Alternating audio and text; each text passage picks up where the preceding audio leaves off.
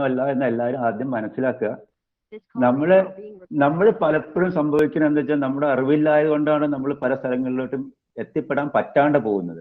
അപ്പൊ എന്തൊക്കെ മേഖലകളുണ്ട്, ആ മേഖലകളിൽ കൂടെ നമ്മൾ സഞ്ചരിച്ച ആൾക്കാർ അവർ പറയുന്നത് കേൾക്കാനും അങ്ങനെയുള്ള ഒരു അവസരമാണ് നമുക്ക് ഏറ്റവും അധികം ഇല്ലാതിരുന്നിരുന്നത്. അങ്ങനെ ഒരു അവസരം ആദ്യമായിട്ട് നമുക്ക് ഇങ്ങനെ ഒരു കിട്ടിയിരിക്കുകയാണ്. അപ്പൊ അതിനെ എല്ലാവരും മാക്സിമം യൂട്ടിലൈസ് ചെയ്യുക. തിരക്കുകൾ ഉണ്ടാവും, നമുക്ക് സമയം എന്ന് പറഞ്ഞ് 24 മണിക്കൂറാണ് എല്ലാവർക്കും ഉള്ളത്. ആ 24 മണിക്കൂറിൽ നമുക്ക് വേണ്ട സമയം നമ്മൾ കണ്ടെടുക്കുക എന്നുള്ളതാണ് അതിൽ ഏറ്റവും വലിയൊരു ഒരു വർക്ക്. അത് എങ്ങനെ വർക്കൗട്ട് ചെയ്യണം എന്നുള്ളത് സ്വയം തീരുമാനിക്കേണ്ടതാണ്. അതിന് എല്ലാവരും ഒത്തൊരുമയോട് കൂടി ഈ പ്ലാറ്റ്ഫോമിൽ വരണം എന്ന് ഒരു അഭ്യർത്ഥന ആദ്യമായിട്ടുണ്ട്. എന്തായാലും ഞാൻ ഇതിലധികം പറയാൻ ഉദ്ദേശിക്കുന്നില്ല. ഞാൻ ആദ്യമായിട്ട് നന്ദി പ്രഭാഷണത്തിനായിട്ട് ഗോവിന്ദ് നാരായണനെ വിളിക്കുകയാണ്. ഗോവിന്ദ് നാരായൺ ഉണ്ടല്ലോ അല്ലേ? ഓ, പറഞ്ഞോളൂ. ബഹുമാനപ്പെട്ട ഡോക്ടർ മനു എൽപ്ല സർ, അഖില കേരള തന്ത്ര സമാജത്തിന്റെ ഈ പരിപാടിയുടെ കോർഡിനേറ്റർ ശ്രീ എടക്കഴിപ്പുറം ശ്രീരാമൻ നമ്പൂതിരി, ശ്രീ വൈഷ്ണവത്ത് നാരായണൻ നമ്പൂതിരി, മറ്റു വിശിഷ്ട വ്യക്തികളെ, ഇന്നത്തെ പരിപാടിയിൽ ഓൺലൈൻ പ്ലാറ്റ്ഫോമിൽ ജോയിൻ ചെയ്തിട്ടുള്ള മറ്റു വിദ്യാർത്ഥി സുഹൃത്തുക്കളെ, അഖില കേരള തന്ത്ര സമാജം സമുദായത്തിലെ കുട്ടികളുടെ വിദ്യാഭ്യാസ ഉന്നതിക്കും അവരുടെ വളർച്ചയ്ക്കും വേണ്ടി അഹോരാത്രം പ്രയത്നിക്കുന്നു. ഇതിനായി വാതായനം എന്ന വിദ്യാഭ്യാസ പരിപാടിക്ക് രൂപം കൊടുക്കുകയും ചെയ്തു. ഇന്നത്തെ ഈ സെഷനിൽ നമുക്ക് വിശിഷ്ടാതിഥിയായി ലഭിച്ചിരിക്കുന്നത് ഡോക്ടർ മനു സാറിനെയാണ്. അദ്ദേഹത്തെ കുറിച്ച് പറയുകയാണെങ്കിൽ, he obtained his BTech degree in Information Technology from Kannur University and completed Masters in Computer Science and Engineering from National Institute of Technology, Rourkela, with a scholarship from the Ministry of Human Resource Development, Government of India. He also obtained PhD in the field of Wireless Personal Area Network, VPAN, for Internet of Things, IoT applications from NIT Rourkela, and done internship at ABB Global Industries and Services Private Limited in the area of performance analysis for industrial IoT network deployments. He is the publisher of many research articles in internationally indexed journals like Journal of Pervasive and Mobile Computing, elsewhere. He presented research papers in international and national conferences and also serves as the reviewer for many international peer-reviewed journals, including International Journal of Wireless Information Networks, IEEE, Networking Letters. Dr. Manu sir was a member of Organizing Committee for Board of IT Education Standards, BITES, Karnataka Annual Convention 2020.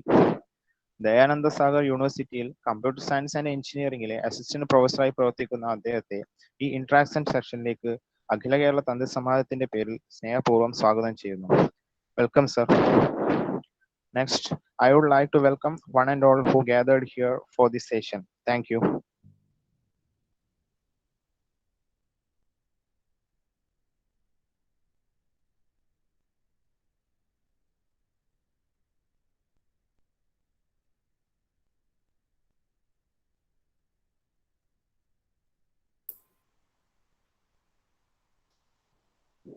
മ്യൂട്ടാണെന്ന് തോന്നുന്നു. അടുത്തത് doctor Manu ഭാഗമാണ്. അത് എങ്ങനെയാണ് plan ചെയ്യണമെന്ന് വെച്ചാൽ അതുപോലെ തുടങ്ങാം. ഞങ്ങളെല്ലാം വളരെ ശ്രോതാക്കളായിട്ട് ഇവിടെ ഉൾപ്പുണ്ട്. നമസ്കാരം. വളരെയധികം സന്തോഷം ആദ്യം തന്നെ അറിയിക്കട്ടെ. അഖില കേരള തന്ത്രി സമാജത്തിനും ഓർഗനൈസേഴ്സിനും ശ്രീരാമേട്ടനും എല്ലാവർക്കും ഒരു കൃതജ്ഞത അറിയിക്കട്ടെ. ഇങ്ങനൊരു പ്രഗത്ഭരായുള്ള പലരും സംസാരിക്കുന്ന ഒരു വേദിയിലേക്ക് എന്നെയും കൂടെ ക്ഷണിച്ചതിൽ വളരെയധികം സന്തോഷം അറിയിക്കട്ടെ. അത് കൂടാതെ നമ്മുടെ ഈ മീറ്റിംഗിൽ ജോയിൻ ചെയ്തിട്ടുള്ള വിദ്യാർത്ഥികളും രക്ഷിതാക്കളും, ഇത് മാത്രമല്ല ഇതുപോലുള്ള മറ്റു ഇതിനു മുമ്പുള്ള എല്ലാ മീറ്റിങ്ങുകളിലും ഇതേപോലുള്ള ഈ സെഷനിൽ ജോയിൻ ചെയ്യുന്ന എല്ലാവർക്കും ഒരു ആശംസകൾ അറിയിച്ചുകൊണ്ട് തുടങ്ങാമെന്ന് വിചാരിക്കുന്നു. ഞാൻ ശ്രീരാമേട്ടൻ ചോദിച്ചപ്പോഴും ഒരു വിഷയമായിട്ട് ഞാൻ പറഞ്ഞിരുന്നില്ല. ഇന്ന വിഷയത്തിൽ സംസാരിക്കാം എന്ന് പറയാൻ ഒരു കാരണമുണ്ട്. എന്താ വെച്ചാൽ ഇപ്പം വിദ്യാർത്ഥികളുടെ ഭാഗത്ത് നിന്ന് ചിന്തിക്കുമ്പോൾ, പോയിന്റ് ഓഫ് വ്യൂ നോക്കുകയാണെങ്കിൽ, അവർ ഒരുപാട് ഇപ്പൊ തന്നെ കുറെ ഇത് കേട്ടു, കുറെ സ്പീച്ചസ് കേട്ട സമയത്ത് നമുക്കൊരു റീക്യാപിച്ചുലേഷൻ എന്ന് പറയുന്നത് പോലെ, റീക്യാപ്പ് പോലെ നമുക്ക് ഞങ്ങള് സ്വതവേ ക്ലാസ് എടുക്കുന്ന സമയത്ത് ഒരു മോഡ്യൂൾ തീരുകയാണെങ്കിലോ അല്ലെങ്കിൽ ഒരു പർട്ടിക്കുലർ ടോപ്പിക് തീരുന്ന സമയത്തൊക്കെ നമുക്കൊരു റീക്യാപ്പ്, എന്താണ് നമ്മൾ ഇത്രയും കാലം കണ്ടത് എന്നത് അറിയാൻ വേണ്ടിയിട്ട് നമ്മളൊരു ചെറിയ സെഷൻ ഒരു 5 മിനിറ്റോ 10 മിനിറ്റോ ഒരു ക്ലാസ്സിൽ ഉപയോഗിക്കാറുണ്ട്. അതുപോലെ നമ്മൾ കുറെ കാര്യങ്ങൾ കേട്ടത്, നമ്മൾ കുറെ ഡാറ്റ ഇങ്ങനെ കിട്ടുന്ന സമയത്ത് അത് നമ്മളുടെ ഇൻഫർമേഷൻ, നമുക്കുള്ള ഇൻഫർമേഷൻ ആയിട്ട് നമ്മൾ ഉള്ളിൽ നിൽക്കണമെങ്കിൽ അത് നമ്മളുടേതായി മാറണം. അതിന് നമ്മൾ കുറച്ചൊരു സമയം അനുവദിക്കണം. അതുകൊണ്ട് ആ ഒരു രീതിയിൽ ഒരു വൺ വേ സ്പീച്ച് അല്ലാതെ ഒരു ഇന്ററാക്ഷൻ, വിദ്യാർത്ഥി നിങ്ങൾക്ക് എല്ലാവർക്കും എന്താണ് പറയാനുള്ളത് എന്ന് ഞാൻ കേൾക്കുകയും അതിനകത്ത് എനിക്ക് എന്തെങ്കിലും അഭിപ്രായം പറയാനുണ്ടോ എന്നുള്ളത് ഉണ്ടെങ്കിൽ പറയുകയും ആ ഒരു രീതിയിൽ മുന്നോട്ട് പോവാം ഒരു ചിന്തയിലാണ് ഞാൻ ഇന്ററാക്ഷൻ എന്നുള്ള രീതിയിൽ മാത്രം എന്റെ ടോപ്പിക് ചോദിച്ചിട്ട് ഞാൻ പറഞ്ഞത്. അങ്ങനെ ആവാമെന്ന് വിചാരിക്കുന്നു. അത് കൂടാതെ ഞാൻ ചെയ്ത കാര്യങ്ങളെ കുറിച്ച് കുറച്ച് നേരം സംസാരിക്കാം എന്നുള്ളതും ഞാൻ വിചാരിച്ചിട്ടുണ്ട്. അത് വേണമെങ്കിൽ നമുക്ക് ഇത് മുന്നോട്ട് പോകുന്നതിനനുസരിച്ച് ചെയ്യാമെന്ന് വിചാരിക്കുന്നു. ചെറിയൊരു PPT ഒക്കെ ഞാൻ പ്രിപ്പയർ ചെയ്തിട്ടുണ്ട്. വേണമെങ്കിൽ നമുക്ക് അത് വെച്ച് മുമ്പോട്ട് പോവാം. എന്തായാലും ഒരു ഇന്ററാക്ഷൻ എന്നുള്ള രീതിയിൽ, ഒരു വൺ വേ കമ്മ്യൂണിക്കേഷൻ അല്ലാതെ ഒരു എല്ലാവരും ഒത്തിരിച്ചിരിക്കുന്ന ഒരു വേദി ആയിട്ട് മുന്നോട്ട് പോവാം എന്ന് വിചാരിക്കുന്നു. അങ്ങനെയായിരിക്കില്ല എന്താണ് തുടങ്ങാൻ എനിക്ക് തോന്നുന്നത്, ആദ്യം അങ്ങയുടെ പ്രസന്റേഷൻ എടുത്ത് തുടങ്ങി കഴിഞ്ഞാല് ഒരു ഫ്ലോ ഉണ്ടാവും. അല്ലെങ്കിൽ എല്ലാവരും ഒരു ഹെസിറ്റന്റ് മൂഡിലായിരിക്കും ജനറലി. അതൊന്ന് മാറാൻ എനിക്ക് തോന്നുന്നത് അങ്ങയുടെ പ്രസന്റേഷൻ വന്നു കഴിഞ്ഞാൽ എല്ലാവരും ഒന്ന് ആ ഫ്ലോയിലേക്ക് വന്നോളും. ആയിക്കോട്ടെ. ഞാൻ ചെറിയൊരു പ്രസന്റേഷൻ, ആകെ 4 സ്ലൈഡ്സേ ഉള്ളൂ. ഒരു സ്ലൈഡ് പോലെ, നമ്മളെ പവർ പോയിന്റ് പ്രസന്റേഷൻ പോലെ അത് അതിന്റെ അകത്ത് ഞാൻ കുറച്ച് കാര്യങ്ങൾ ഉൾപ്പെടുത്തിയിട്ടുള്ളത് എന്ന് വെച്ചാൽ, നമ്മൾ എങ്ങനെയാണ് നമ്മുടെ കരിയർ എന്ന് പറയുമ്പോൾ നമ്മുടെ ജോലി മാത്രമല്ലാതെ കരിയർ ആസ് എ ഹോൾ, നമ്മൾ ഇനി മുമ്പോട്ട് ജീവിക്കുമ്പോൾ എങ്ങനെ മുന്നോട്ട് പോകണം എന്നുള്ള രീതിയിൽ അതിന് ചെറിയ പോയിന്റുകളായിട്ട് ഒരു PPT പോലെ പ്രസന്റ് ചെയ്തിട്ടുണ്ട്, പ്രിപ്പയർ ചെയ്തിട്ടുണ്ട്. ഞാൻ പ്രസന്റ് ചെയ്യാം. നമുക്ക് മുന്നോട്ട് പോവാം. നമുക്ക് എപ്പോ വേണമെങ്കിലും ഞാൻ പറയുന്ന സമയത്ത് ഇന്ററപ്റ്റ് ചെയ്യാം, നിങ്ങൾക്ക് സംസാരിക്കാം. ഞാൻ അതിനാണ് കൂടുതൽ പ്രാധാന്യം ഉള്ളത് എന്നുള്ളത് കൊണ്ട് ഏത് സമയത്ത് വേണമെങ്കിലും നിങ്ങൾക്ക് മൈക്ക് ഓൺ ചെയ്ത് സംസാരിക്കാവുന്നതാണ്. ഞാൻ പ്രസന്റ് ചെയ്യാം.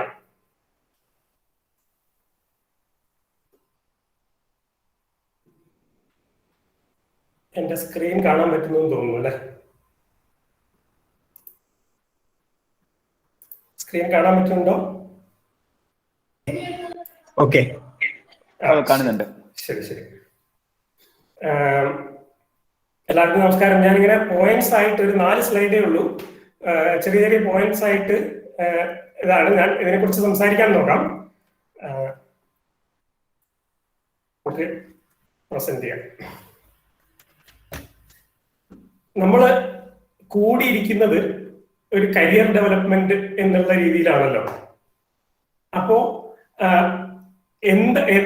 എവിടെയാണ് നമ്മൾ കരിയർ ഡെവലപ്മെന്റ് തുടങ്ങേണ്ടത്? എപ്പോഴും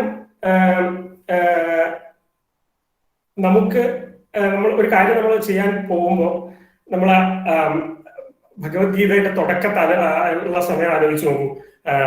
അർജുനൻ ഒരു യുദ്ധത്തിന് യുദ്ധം തുടങ്ങാൻ നിൽക്കുമ്പോൾ കൃഷ്ണനോട് പറഞ്ഞത് സേനയോർ ഉഭയോർ മധ്യേ രഥം എന്റെ രഥത്തെ സ്ഥാപിക്കൂ. ഞാൻ എന്താണ് ചെയ്യാൻ പോകുന്നത്, ചെയ്യേണ്ടത്, ഇനി അങ്ങോട്ട് ചെയ്യേണ്ടത് എന്ന് മനസ്സിലാവാൻ വേണ്ടിയിട്ട് 2 സേനകളുടെ മുമ്പില് എന്റെ രഥത്തെ കൊണ്ടുവന്ന് നിർത്തൂ കൃഷ്ണ എന്ന് അർജുനൻ പറഞ്ഞത് എന്താണ് എനിക്ക് അങ്ങോട്ട് ഇവിടുന്ന് അങ്ങോട്ട് ഇനി എന്താണ് എനിക്ക് ചെയ്യേണ്ടത് എന്ന് അറിയാൻ വേണ്ടിയിട്ടുള്ള ഒരു ഓവർവ്യൂ കിട്ടാൻ വേണ്ടിയിട്ട്, എന്താണ് എനിക്ക് ചെയ്യാനുള്ളത് എന്നുള്ളത് ഒരു ഓവർവ്യൂ കിട്ടാൻ വേണ്ടിയിട്ട് ആണ് അർജുനൻ അങ്ങനെ ചെയ്തത്. അതൊരു നമ്മളെല്ലാവരും അനുവർത്തിക്കേണ്ട ഒരു കാര്യമാണ്. കാരണം എന്താന്ന് വെച്ച് കഴിഞ്ഞാല് അതിന്റെ പറയുന്നതിന് ഭഗവത്ഗീത കേട്ടത് അർജുനനാണ്. അർജുനൻ അത്രയും അർജുനന് ആദ്യത്തെ അർജുന വിഷാദയോഗമൊക്കെ നമ്മൾ കേൾക്കുകയാണെങ്കിൽ അർജുനന്റെ വാക്കുകൾ കേട്ടാൽ നമ്മൾ വിചാരിക്കും അർജുനനെ കുറിച്ച് നമ്മൾ ഇങ്ങനെയൊന്നും അല്ല വിചാരിച്ചിരുന്നത്, ഇത്രയും സഭ്യസാചിയാണ്, അത്രയും വലിയൊരാള് ഇതെന്താ ഇങ്ങനെ സംസാരിക്കുന്നത് എന്ന് തോന്നുന്ന രീതിയിലുള്ള വാക്കുകളാണ് അർജുനന്റെ വായിൽ നിന്ന് അന്ന് ആദ്യത്തെ ഒരു അധ്യായത്തിലുള്ള കാര്യങ്ങൾ പറയുന്നത്. പക്ഷേ അത് ശരിക്കും പറഞ്ഞു കഴിഞ്ഞാൽ അത് അർജുനന്റെ വലിപ്പത്തെയാണ് കാണിക്കുന്നത്. അർജുനൻ എന്താണ് ഞാൻ ചെയ്യേണ്ടത് എന്ന് മനസ്സിലാക്കാൻ വേണ്ടിയിട്ട് ആ രഥത്തെ 2 സേനകളുടെയും മധ്യത്തിൽ നിർത്താൻ ശ്രീകൃഷ്ണനോട് പറഞ്ഞപ്പോ അദ്ദേഹം എനിക്ക് എന്താണ് ചെയ്യേണ്ടത് എന്നുള്ള ഒരു ഗോൾ സെറ്റ് ചെയ്യാൻ വേണ്ടിയിട്ടാണ് അങ്ങനെ പറഞ്ഞത്. അത് കണ്ടപ്പോഴാണ് അത്രയും വലിയൊരു കാര്യമാണ് ചെയ്യാൻ പോകുന്നത് എന്ന് കണ്ടപ്പോൾ ഉള്ള വിഷമാണ് അർജുനന് ഉണ്ടായതും തന്റെ പ്രവൃത്തി ചെയ്യാനുള്ള ഉപകരണങ്ങളെ നിലത്ത് വെക്കുകയും ചെയ്തത്. അതുണ്ടാവണമെങ്കിൽ ആദ്യം എന്ത് വേണം? നമ്മൾ ആ ഒരു കാര്യത്തെ നമ്മൾ അഭിമുഖീകരിക്കാൻ പോകുമ്പോൾ അതിനെക്കുറിച്ചുള്ള ഒരു ഓവർവ്യൂ നമ്മൾ ആദ്യം മനസ്സിൽ ഉണ്ടാക്കി വെക്കണം. അപ്പൊ നമ്മൾ കരിയർ ഡെവലപ്മെന്റ് ആണ് നമ്മൾ ഉദ്ദേശിക്കുന്നത് എങ്കിൽ നമ്മൾ ആദ്യം ഒരു ഗോൾ സെറ്റ് ചെയ്യണം. എനിക്ക് ഇതാണ് എനിക്ക് ചെയ്യാനുള്ള കാര്യം എന്ന് നമ്മൾ മനസ്സിലാക്കാൻ വേണ്ടിയിട്ട് ഒരു ഗോൾ നമ്മൾ ആദ്യം മനസ്സിൽ സെറ്റ് ചെയ്യണം. ഇത് നമ്മൾ എല്ലാവരും കേട്ടിട്ടുള്ള കാര്യമാണ്. അതിനകത്ത് ഒരു ആഡ് ചെയ്യേണ്ട കാര്യമാണ് സബ് പോയിന്റ് ആയിട്ടുള്ളത്. നമുക്ക് ഒരു ഗോള് കണ്ടുപിടിക്കാൻ, ഇപ്പം ഒരു ഗോൾ എന്ന് വെച്ചാൽ എനിക്ക് സിവിൽ സർവീസ് എഴുതണം എന്നൊരു ഗോൾ കണ്ടുപിടിക്കാൻ നമുക്ക് എളുപ്പമാണ്. അങ്ങനെ നമുക്ക് മറ്റുള്ളവർ പറഞ്ഞു കേട്ടിട്ടുള്ള നല്ല ജോലിയാണ് എന്നത് മറ്റുള്ളവർ പറഞ്ഞു കേട്ടിട്ടുള്ള ഇത് വെച്ചിട്ടോ ഒക്കെ നമുക്കൊരു ഗോൾ സെറ്റ് ചെയ്യാന്ന് പറയുമ്പോൾ നമ്മൾ ആ രീതിയിൽ നമ്മൾ ഗോൾ സെറ്റ് ചെയ്യപ്പെടാം. അതുകൊണ്ട് നമുക്ക് എത്രത്തോളം ഉപകാരം ഉണ്ടാവുമെന്ന് നമുക്ക് പറയാൻ പറ്റില്ല. കാരണം എന്താ വെച്ചാൽ നമ്മളൊരു ഗോൾ സെറ്റ് ചെയ്യുമ്പോൾ നമ്മൾ ശ്രദ്ധിക്കേണ്ട കാര്യം അത് നമ്മളുടെ കഴിവിനനുസരിച്ചുള്ളതാണോ, നമ്മളുടേതാണോ, നമ്മുടെ വഴിയിലുള്ളതാണോ എന്നുള്ളത് നമുക്ക് കണ്ടുപിടിക്കണം. അപ്പോ നമ്മൾ ഒരു ഗോൾ സെറ്റ് ചെയ്തിട്ട് അതിന് പുറകെ പോകുമ്പോൾ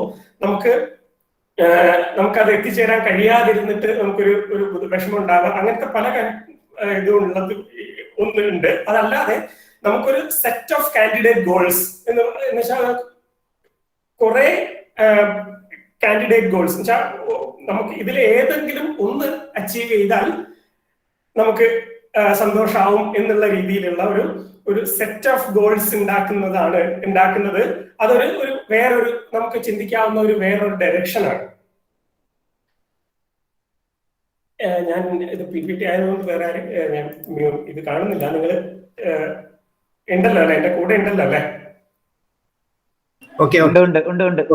ശരി ശരി ശരി. ഞാനിത് പ്രസന്റ് ചെയ്യുന്നതായതുകൊണ്ട് മീറ്റ് കാണുന്നില്ല, കുഴപ്പമില്ല. അപ്പോ ഞാൻ പറഞ്ഞു തന്നത് നമുക്കൊരു കാൻഡിഡേറ്റ് ഗോൾ ഉണ്ടാവും. നമ്മൾ കാൻഡിഡേറ്റ് ഗോൾസ് സെറ്റ് ചെയ്യുമ്പോൾ എന്താ വേണ്ടതെന്ന് വെച്ച് കഴിഞ്ഞാൽ നമുക്ക് എപ്പോഴും നമുക്ക് ഒരു ഇഷ്ടം മാത്രമായിരിക്കില്ല ഉണ്ടാവുക. നമ്മൾക്കിപ്പം സിവിൽ സർവീസ് എഴുതാൻ ഇഷ്ടമാണ്, അല്ലെങ്കിൽ നമുക്ക് പഠിപ്പിക്കാൻ ഇഷ്ടമാണ്, ഒരു ടീച്ചർ ആവാൻ ഇഷ്ടമാണ്, അല്ലെങ്കിൽ നമുക്കൊരു സർക്കാർ ജോലി കിട്ടാൻ PSC പരീക്ഷ എഴുതി സർക്കാർ ജോലി കിട്ടാൻ ഇഷ്ടമാണ് എന്നുള്ളതൊക്കെ അതൊക്കെ നമുക്ക് ചിലപ്പോൾ ഒന്ന് മാത്രമായിട്ടായിരിക്കില്ല ഇഷ്ടം ഉണ്ടാവുക.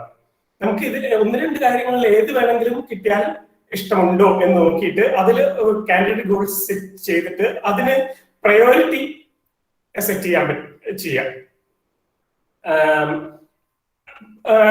പ്രയോറിറ്റി സെറ്റ് ചെയ്യാന്ന് വെച്ചാൽ ഈ ഒരു 3 സെറ്റ് ഓഫ് ഗോൾസ് ആണ് ഞാൻ ഉണ്ടാക്കിയിട്ടുള്ളത്. അപ്പോ അതില് ഫസ്റ്റ് വൺ ഇതാണ്, സെക്കൻഡ് വൺ ഇതാണ്. അങ്ങനെ ഒരു പ്രയോറിറ്റി സെറ്റ് ചെയ്തിട്ട് ഇതിലേതെങ്കിലും ഒന്ന് ഞാൻ അച്ചീവ് ചെയ്യും, അല്ലെങ്കിൽ ഈ ഓർഡറിൽ ഞാൻ അച്ചീവ് ചെയ്യും. ആദ്യം ഇത് അച്ചീവ് ചെയ്യും, അത് കഴിഞ്ഞിട്ട് ഇത് അച്ചീവ് ചെയ്യും.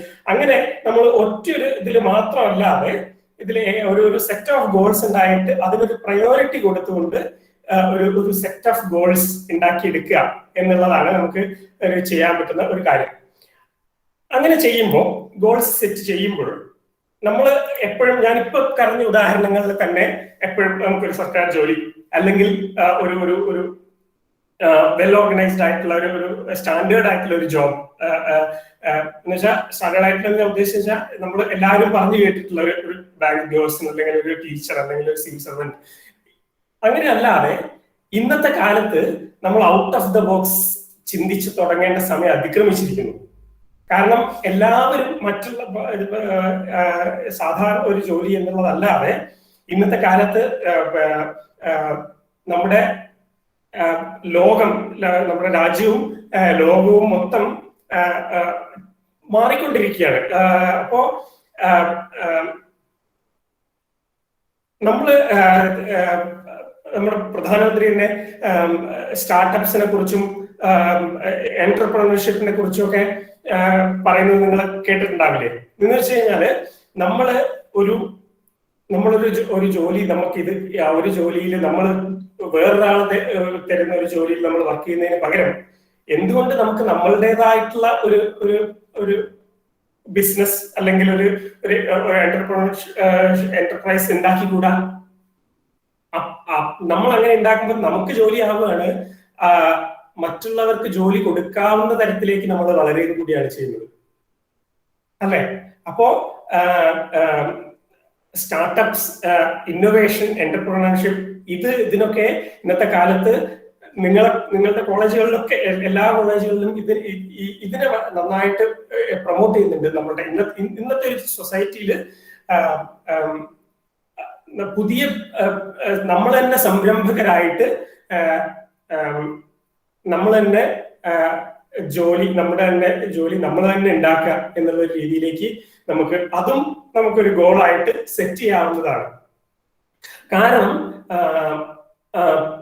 ഇന്നത്തെ കാലത്ത് എല്ലാം പ്രൈവറ്റൈസ് ചെയ്യപ്പെടുകയാണ്. പല കാര്യങ്ങളും പ്രൈവറ്റൈസേഷൻ വളരെയധികം മുന്നോട്ട് പോയിക്കൊണ്ടിരിക്കുകയാണ്.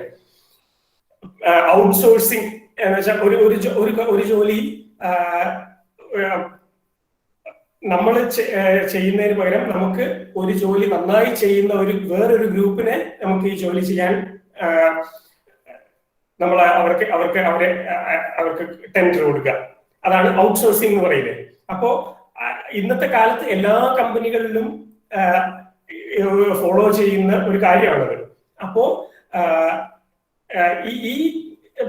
ഇന്ന് തുടർന്നു പോകുന്ന ഈ ഒരു സാഹചര്യത്തില് നമ്മൾ ഗോൾ സെറ്റ് ചെയ്യുമ്പം ഈ കാര്യങ്ങൾ നമ്മൾ മനസ്സിലുണ്ടായിരിക്കണം. ഇതുമല്ലാതെ നമുക്കറിയാവുന്ന വേറൊരു കാര്യമാണ് എന്റർടൈൻമെന്റ് ബിസിനസ്. എന്റർടൈൻമെന്റ് ബിസിനസ് എന്ന് വെച്ചാൽ സിനിമ, TV ചാനൽസ്, അല്ലാതെ ഒരുപാട് പേര്, നിങ്ങൾക്ക് എല്ലാവർക്കും അറിയാം യൂട്യൂബ് ചാനൽസ്. എത്ര പേർക്കുണ്ട് യൂട്യൂബ് ചാനൽസ്? യൂട്യൂബ് ചാനലിലുണ്ട് ഇവിടുത്തെ ഒരു വലിയ ബിസിനസ് സംരംഭകൻ കിട്ടുന്ന അത്രയും റെമ്യൂണറേഷൻ കിട്ടുന്ന ഒരുപാട് യൂട്യൂബ് ചാനൽ ഉടമസ്ഥര് ഇന്നത്തെ കാലത്ത് നമ്മളുടെ ഇടയിൽ തന്നെ ഉണ്ട്. അപ്പൊ എന്റർടൈൻമെന്റ് ബിസിനസ് എന്ന് പറഞ്ഞു കഴിഞ്ഞാല് ഇനി അങ്ങോട്ട്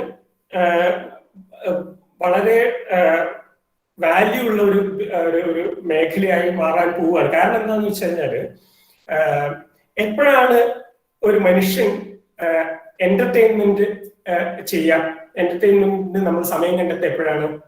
നമുക്ക് ആവശ്യത്തിന് സമയം ഉണ്ടാവും. നമ്മൾ വളരെ തിരക്ക് പിടിച്ചു നിൽക്കുന്ന സമയത്ത് നമ്മൾ ഒരു സിനിമ കാണാൻ പോവും, അല്ലെങ്കിൽ ഒരു യൂട്യൂബിൽ ഒരു മൊബൈലിൽ യൂട്യൂബിൽ ഒരു വീഡിയോ കാണുന്നില്ല. നമുക്ക് റിലാക്സ്ഡ് ആയിട്ട് ഇരിക്കുന്ന സമയത്ത് നമുക്ക് കുറച്ച് സമയം സ്പെയർ ടൈം ഉണ്ടാവുന്ന സമയത്താണ് നമ്മൾ ഒരു എന്റർടൈൻമെന്റ് സമയം കണ്ടെത്തുക, അല്ലെ? നമുക്ക് കൂടുതൽ ഇനിയുള്ള കാലത്ത് മനുഷ്യന്മാർക്ക് ഇതേപോലത്തെ സ്പെയർ ടൈം ഒരുപാട് ഉണ്ടാവാൻ പോവാണ്. കാരണം നിങ്ങൾക്ക് എല്ലാവർക്കും അറിയാം, ആർട്ടിഫിഷ്യൽ ഇന്റലിജൻസ് പോലുള്ള ടൂൾസ്, ടെക്നോളജി വർദ്ധിക്കുന്നതിനനുസരിച്ച് നമ്മുടെ ജോലികളെല്ലാം വളരെയധികം എളുപ്പമാണ്. ഇപ്പോൾ തന്നെ നോക്കൂ, നമുക്ക് പണ്ടായിരുന്നെങ്കിൽ ഈ 2020 2019 മുമ്പായിരുന്നെങ്കിൽ ഇതുപോലൊരു പരിപാടി നമുക്ക് ഓർഗനൈസ് ചെയ്യണമെങ്കിൽ എന്തുമാത്രം ബുദ്ധിമുട്ടായിരുന്നു, അല്ലെങ്കിൽ എത്ര ആൾക്കാർ നമുക്ക് ഇതിൽ പങ്കെടുക്കാൻ പറ്റും. ഇന്നിപ്പം കേരളത്തിന്റെ അങ്ങേയറ്റത്ത് മുതൽ കേരളത്തിന്റെ തെക്കേ അറ്റം മുതൽ വടക്കേ അറ്റം വരെയുള്ള ആർക്ക് വേണമെങ്കിലും ഇതിനകത്ത് ജോയിൻ ചെയ്യാം. മലയാളം അറിയുന്ന ആർക്ക് വേണമെങ്കിലും ഇതിന് ജോയിൻ ചെയ്യാൻ പറ്റുമല്ലോ. നമ്മൾ ഇതിന് മുമ്പായിരുന്നെങ്കിൽ നമ്മുടെ സമയം നഷ്ടം, നമ്മുടെ ഊർജം നഷ്ടം എന്നല്ല, നമുക്ക് കൂടുതൽ സമയവും ഊർജവും ചെലവഴിക്കേണ്ടി വരുമായിരുന്നു നമുക്കൊരു കാര്യം ചെയ്യണമെങ്കിൽ. ഇന്നത്തെ കാലത്ത് ടെക്നോളജി വർദ്ധിക്കുന്നതിനനുസരിച്ച് നമ്മുടെ ഊർജവും സമയവും നമുക്ക് ലാഭമായിക്കൊണ്ടിരിക്കുകയാണ്. അങ്ങനെയുള്ള സമയത്ത് എന്റർടൈൻമെന്റ് ബിസിനസ് അപ്പോഴാണ് നമുക്ക് ഒരു സ്പെയർ ടൈം ഉണ്ടാവുക. അപ്പോഴാണ് നമുക്ക് കൂടുതൽ നമ്മൾ സ്പെയർ ടൈം ഉണ്ടാകുമ്പോൾ എപ്പോഴും നമ്മൾ എന്റർടൈൻമെന്റ്, നമ്മുടെ മനസ്സിന് സന്തോഷം ഉണ്ടാവുന്ന കാര്യങ്ങൾ ചെയ്യാനല്ലേ ആഗ്രഹിക്കുക. അപ്പം നമുക്ക് മനസ്സിന് സന്തോഷം ഉണ്ടാവും, മനസ്സിന് സന്തോഷം ഉണ്ടാവുന്ന വെച്ചാൽ ഓരോരുത്തരുടെയും മനസ്സ് വ്യത്യസ്തമാണ്. അപ്പൊ ഓരോ ആൾക്കാർക്കും മനസ്സിന് സന്തോഷം ഉണ്ടാവുക വിവിധ തരത്തിലുള്ള കാര്യങ്ങൾ ചെയ്യുമ്പോഴാണ്. അപ്പോ ഒരു വലിയ ഏരിയയാണ് ഈ എന്റർടൈൻമെന്റ് ബിസിനസ് എന്ന് പറയുന്നത്. അപ്പൊ ഇതൊക്കെ നമുക്കൊരു ഗോൾ സെറ്റ് ചെയ്യുന്ന സമയത്ത് നമുക്കത് നമ്മുടെ മനസ്സിൽ വെക്കാവുന്ന കാര്യമാണ്. നമ്മളിങ്ങനെ ഒരു ഗോൾ സെറ്റ് ചെയ്യുമ്പോൾ, നമ്മളിനി ഒരു ജോലി ചെയ്യാൻ തുടങ്ങുമ്പോൾ നമ്മൾ അറിയേണ്ട golden rule of the work എന്ന് പറഞ്ഞാല് എന്താണ് അത് നമ്മുടെ തമ്പ് റൂൾ ഓഫ് വർക്ക് എന്ന് പറയാൻ നമുക്ക് വേണമെങ്കിൽ. എന്ന് വെച്ചാൽ അത് നമുക്ക് നല്ലൊരു ഒരു മനുഷ്യനാവാൻ വേണ്ടിയിട്ട്, അല്ലെങ്കിൽ നമുക്ക് നമ്മുടെ ജോലിയിൽ മുന്നോട്ട് പോകാൻ, നമ്മുടെ സന്തോഷം ഉണ്ടാവാൻ, നമുക്ക് ഒരു കൃതാർത്ഥത ഉണ്ടാവാൻ വേണ്ടിയിട്ട് ഈ ഗോൾഡൻ റൂൾ ഓഫ് തമ്പ് അതെന്തായാലും നമ്മൾ കേട്ടിട്ടുള്ളതാണ്. Every job has its own dignity. നമ്മൾ സ്കൂളിലൊക്കെ കേട്ടിട്ടുള്ളതാണ്. പക്ഷേ നമ്മളത് നമ്മൾ പ്രാക്ടീഷണേഴ്സ് ആയിരിക്കണം. നമ്മളതിന്റെ നമുക്ക് എന്നുവെച്ചാൽ നമ്മള് എന്ത് ജോലിയാണ് നമ്മൾ ചെയ്താലും അതിന് അതിൻ്റെതായിട്ടുള്ള ഒരു വാല്യൂ, ഒരു വാല്യൂ ഉണ്ട് എന്നുള്ളത് നമ്മളത് മനസ്സിലാക്കിയിരിക്കണം. നമ്മളത് ഉൾക്കൊള്ളാൻ വേണം, നമ്മളത് ജീവിക്കുകയും കൂടെ ചെയ്യണം. അതിന്റെ കാരണം എന്താ വെച്ചാല് അത് എപ്പോഴാണ് കൂടുതൽ ഉപയോഗം ഉണ്ടാകുക എന്ന് വെച്ചാൽ, നമ്മളിപ്പം ഒരു ജോലിയിൽ പ്രവേശിച്ചു എന്ന് വിചാരിക്കാം. അങ്ങനെ പ്രവേശിച്ചു കഴിഞ്ഞാൽ നമുക്ക് അവിടെയുള്ള പലതരത്തിലുള്ള ജോലി നമ്മൾ ചെയ്യേണ്ടി വരും. നമ്മളിപ്പം ഒരു ഉദാഹരണം പറഞ്ഞാൽ, ഇപ്പം എന്റെ കാര്യത്തിൽ തന്നെ പറയാം. ഞാനിപ്പം ഒരു എഞ്ചിനീയറിംഗ് കോളേജിൽ അസിസ്റ്റന്റ് പ്രൊഫസറാണ്, പഠിപ്പിക്കുകയാണ്. അപ്പം ഞാൻ ഇത് ജോലി ചെയ്യാൻ തുടങ്ങുന്ന സമയത്ത്, ജോലിക്ക് ചേരുമ്പോൾ എനിക്ക് എന്റെ മനസ്സിലുണ്ടാകുന്ന എന്താണ്, ഞാൻ പഠിപ്പിക്കാനാണ് ജോലി ചെയ്യുന്നത്. അപ്പം പഠിപ്പിക്കുകയാണ് എന്റെ ജോലി എന്ന് മാത്രം ഞാൻ വിചാരിച്ചിട്ട് ഞാൻ മുന്നോട്ട് പോയി കഴിഞ്ഞാൽ കോളേജിലുള്ള മറ്റു ജോലികൾ, അഡ്മിനിസ്ട്രേറ്റീവ് വർക്ക് അതുപോലുള്ള മറ്റു ജോലികൾ, ഒരു ഉദാഹരണം പറഞ്ഞു കഴിഞ്ഞാൽ, ഇന്നലെ ഒരു ജോലി ഉണ്ടായിരുന്നത് എന്താ വെച്ചാൽ, കുട്ടികളുമായിട്ട് സംവദിക്കുക, അവർക്കുള്ള പ്രശ്നങ്ങൾ അവർക്ക് ഞാൻ അവരെ ക്ലാസ് എടുക്കുന്നില്ല. ഒരു 15 കുട്ടികളുടെ അവരുമായിട്ട് ചോദിച്ചിട്ട് അവർക്ക് ക്ലാസ് എങ്ങനെ മനസ്സിലാവുന്നുണ്ടോ, അല്ലെങ്കിൽ ഈ ഓൺലൈൻ ക്ലാസ് ആകുമ്പം ഇന്റർനെറ്റ് ഇഷ്യൂ ഉണ്ടോ, എക്സാം എഴുതാൻ പറ്റുന്നുണ്ടോ, അങ്ങനെയുള്ള കാര്യങ്ങളൊക്കെ ചോദിക്കാം. മെന്ററിങ് എന്ന് പറഞ്ഞിട്ടൊരു പുതിയൊരു കൺസെപ്റ്റാണ്. അത് കിട്ടുമ്പം എനിക്കറിയാം എന്റെ കൂടെയുള്ള പലർക്കും അതൊരു ബുദ്ധിമുട്ടാണ്. നമ്മള് ചെയ്തുകൊണ്ടിരിക്കുന്ന ഒരു ജോലിയല്ല, നമ്മൾ വേറൊരു അസൈൻമെന്റ് നമുക്ക് കിട്ടുമ്പോൾ നമുക്ക് അതിന്റെ വാല്യൂയോടുകൂടെ നമുക്കതിനെ സമീപിക്കണമെങ്കിൽ ഈ ഗോൾഡൻ റൂൾ ഓഫ് വർക്ക് നമ്മൾ എപ്പോഴും നമ്മളുടെ മനസ്സിൽ ഉണ്ടായിരിക്കണം. പിന്നെ പിന്നെ നമുക്ക് ചെയ്യാവുന്നത് ഓഫ് കോഴ്സ് നമ്മൾ ഒരു ഗോൾ സെറ്റ് ചെയ്യുമ്പം എപ്പോഴും നമുക്ക് ഇഷ്ടപ്പെട്ടതാണ്. എല്ലാവരും പറയില്ലേ ഡു വാട്ട് യു ലവ്. നമുക്ക് ഇഷ്ടപ്പെട്ടത് ചെയ്യുമ്പോൾ നമുക്ക് ആ ജോലിയോട് നമുക്ക് കൂടുതൽ ആത്മാർത്ഥത പുലർത്താൻ കഴിയും, അല്ലെ? അതിന് ഒരു കാര്യം ഉള്ളത്, നമ്മുടെ ഈ നമ്മുടെ ധർമ്മം നമ്മൾ അനുഷ്ഠിക്കണം എന്ന് പറയുന്ന കേട്ടിട്ടില്ലേ? അത് ധർമ്മം എന്ന് പറഞ്ഞാൽ ശരിക്കും നമ്മുടെ സ്വഭാവത്തിനനുസരിച്ചിട്ടുള്ള ധർമ്മം അനുഷ്ഠിച്ചിട്ട് വേണം നമ്മൾ നമ്മുടെ അർത്ഥം ഉണ്ടാക്കാൻ. നമുക്കുള്ള റെമ്യൂണറേഷൻ, നമ്മുടെ സാലറി, നമ്മുടെ റെമ്യൂണറേഷൻ, നമുക്ക് കിട്ടുന്ന അർത്ഥം, കാശ്, നമുക്ക് നമ്മളുടെ സ്വഭാവത്തിനനുസരിച്ചിട്ടുള്ള നമ്മുടെ ധർമ്മം ഓരോരുത്തർക്കും ഡിഫറെന്റ് ആണ്. നമ്മുടെ സ്വഭാവത്തിനനുസരിച്ച് നമ്മളുടെ ഇഷ്ടത്തിനുള്ള ജോലി ചെയ്തിട്ട് വേണം നമ്മൾ മുന്നോട്ട് പോവാൻ. അപ്പൊ അതുകൊണ്ട് എന്താ ഗുണം ഉണ്ടാവുക എന്ന് വെച്ചാൽ, നമ്മളത് ചെയ്തുകൊണ്ടിരിക്കുമ്പോൾ അത്രയും സമയത്ത് നമുക്ക് സംഘർഷം കുറവായിരിക്കും. നമുക്ക് ഇഷ്ടമില്ലാത്തൊരു ജോലി ചെയ്യുമ്പം നമുക്ക് സംഘർഷമായിരിക്കും നമ്മുടെ മനസ്സിൽ എപ്പോഴും. അത് ഒഴിവാക്കാനാണ് ഡു വാട്ട് യു ലവ് എന്ന് പറയുന്നത്. അതിനുള്ള ഒരു പടി മുകളിലുള്ള ഒരു സംഭവം, ഒരു പോയിന്റ് ആണ് love what you do. And അതിന്റെ കൂടെ തന്നെ ഉള്ളതാണ് just do what is coming across and what is needed. ഇത് രണ്ടും ഒരു ആഡ് ഓൺ ആണ്. ഈ ഡു വാട്ട് യു ലവ് എന്ന് പറയുന്നതിനോടുള്ള ഒരു ആഡ് ഓൺ ആണ് ലവ് വാട്ട് യു. നമ്മൾ എന്താണ് ചെയ്യുന്നത്, നമുക്ക് എപ്പോഴും നമ്മൾ ആഗ്രഹിച്ച കാര്യങ്ങൾ മാത്രം, ഞാൻ ഇപ്പൊ പറഞ്ഞതുപോലെ നമ്മളിപ്പം പഠിപ്പിക്കാനാണ് ഞാൻ ഒരു അസിസ്റ്റന്റ് പ്രൊഫസറായിട്ട് ജോയിൻ ചെയ്തു, ഞാൻ പഠിപ്പിക്കാനാണ് എന്റെ ജോലി. അതെനിക്ക് ഇഷ്ടമാണ്. പക്ഷെ അത് മാത്രമായിരിക്കില്ല നമുക്ക് ചെയ്യേണ്ടി വരിക. അപ്പൊ നമ്മൾ ചെയ്യാൻ നമ്മുടെ മുന്നിലേക്ക് വരുന്നതിന് നമ്മൾ സ്നേഹിക്കാനും കൂടെ പഠിച്ചു കഴിഞ്ഞാൽ നമുക്ക് നമ്മളുടെ കരിയർ നമുക്ക് കുറച്ച് സ്മൂത്ത് ആയിട്ട് നമുക്ക് കുറച്ച് സുഗമമായിട്ട് മുന്നോട്ട് പോകാൻ കഴിയും. കൂടാതെ ഒരുപാട് കാര്യങ്ങൾ നമ്മൾ ചെയ്യണമെന്ന് ആഗ്രഹിക്കാം. പക്ഷേ നമ്മുടെ മുന്നിലേക്ക് വരുന്ന കാര്യങ്ങൾ എന്താണോ അതിനാവശ്യമുള്ളത് അത് മാത്രമേ നമ്മൾ ചെയ്യേണ്ടതുള്ളൂ. അത് ചെയ്താൽ അത്രത്തോളം നമുക്ക് സംഘർഷം ഒഴിവാക്കി നമുക്ക് ഒരു happy life, happy career ahead. We should have A happy career ahead എന്നുള്ളത് ആണ് ഉള്ളത്. അപ്പോ ഇത് നമ്മൾ കേൾക്കുമ്പം last point QPs are different. QP എന്ന് വെച്ചാൽ ഞങ്ങളുടെ ക്വസ്റ്റ്യൻ പേപ്പറാണ് QP. നമ്മളെല്ലാവരും നമ്മളൊരു പരീക്ഷ എഴുതുകയാണ്, നമ്മളുടെ ജീവിതം ഒരു പരീക്ഷയാണ് എന്ന് വിചാരിച്ചു കഴിഞ്ഞാൽ നമുക്ക് എല്ലാവരും പരീക്ഷ എഴുതുകയാണെങ്കിൽ നമുക്ക് എല്ലാവർക്കും ഒരേ ക്വസ്റ്റ്യൻ പേപ്പർ അല്ല. നമുക്ക് കിട്ടിയിരിക്കുന്ന ക്വസ്റ്റ്യൻസ് ഒരേ പരീക്ഷയാണെങ്കിൽ കൂടെ ആ പരീക്ഷയുടെ ക്വസ്റ്റ്യൻ പേപ്പർ ഡിഫറെന്റ് ആണ്. എനിക്കുള്ള ക്വസ്റ്റ്യൻ അല്ല, നിങ്ങൾക്ക് ഓരോരുത്തർക്കും ക്വസ്റ്റ്യൻ പേപ്പർ ഡിഫറെന്റ് ആണ് എന്നുള്ളത് കൊണ്ട് നമുക്ക് അത് മനസ്സിലാക്കി നമ്മൾ എന്ത് ചെയ്യണം, നമ്മൾ ഗോൾ സെറ്റ് ചെയ്യുമ്പോഴാണെങ്കിലും നമ്മൾ ജീവിക്കുമ്പോഴാണെങ്കിലും മറ്റൊരാളുമായിട്ട് കമ്പയർ ചെയ്തിട്ട് നമ്മൾ അയ്യോ അയാൾക്ക് ഇങ്ങനെ ചെയ്യാൻ പറ്റിയല്ലോ, എനിക്കിത് ചെയ്യാൻ പറ്റിയില്ലല്ലോ എന്ന് വിഷമിക്കേണ്ടതില്ല എന്നുള്ളതാണ് അതിനകത്ത് പറയാനുള്ള വേറൊരു കാര്യം. എന്ന് വെച്ച് കഴിഞ്ഞാൽ അയാൾക്കുള്ള ക്വസ്റ്റ്യൻ പേപ്പർ അല്ല നമുക്കുള്ളത്. നമ്മൾ ഒരാളുമായിട്ട് കമ്പയർ ചെയ്യുമ്പം പിയർ പേഴ്സൺ അദ്ദേഹത്തിനുള്ള ക്വസ്റ്റ്യൻ പേപ്പർ വേറെയാണ്, എനിക്കുള്ള ക്വസ്റ്റ്യൻ പേപ്പർ വേറെയാണ്. അയാൾ കൂടുതൽ കാര്യങ്ങൾ ചെയ്യുന്നുണ്ട്, ഞാൻ കുറച്ച് കാര്യങ്ങളെ ചെയ്യുന്നുള്ളൂ എന്ന് വെച്ചാൽ നമ്മുടെ ക്വസ്റ്റ്യൻ അത്രേ ഉള്ളൂ. അത് വേറൊരു കാര്യമാണ് നമുക്ക് ചിന്തിക്കേണ്ടത്.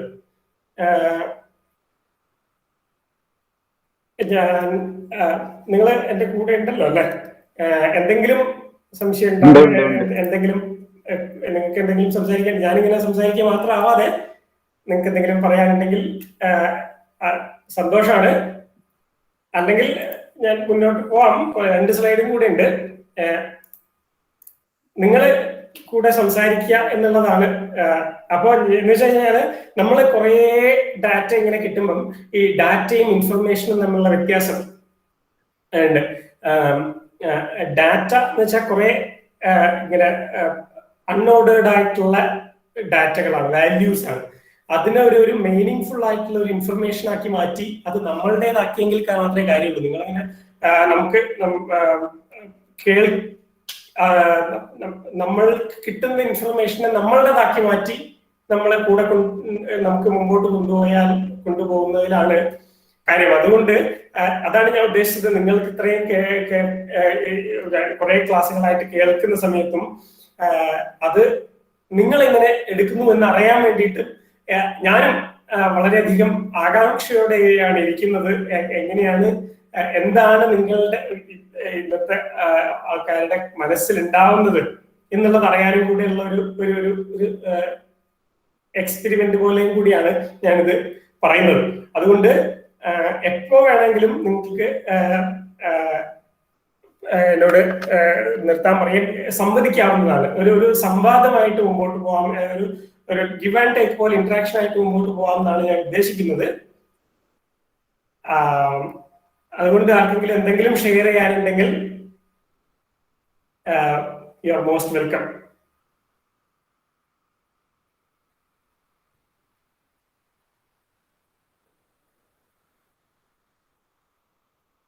ആർക്കെങ്കിലും എന്തെങ്കിലും എന്ന് വെച്ചാൽ നിങ്ങളെ ഞാൻ കഴിഞ്ഞ ക്ലാസ്സിൽ ഇരുന്നത് കേട്ടു, ഇതാണ് എനിക്ക് മനസ്സിലായത് എന്ന് പറയൂ.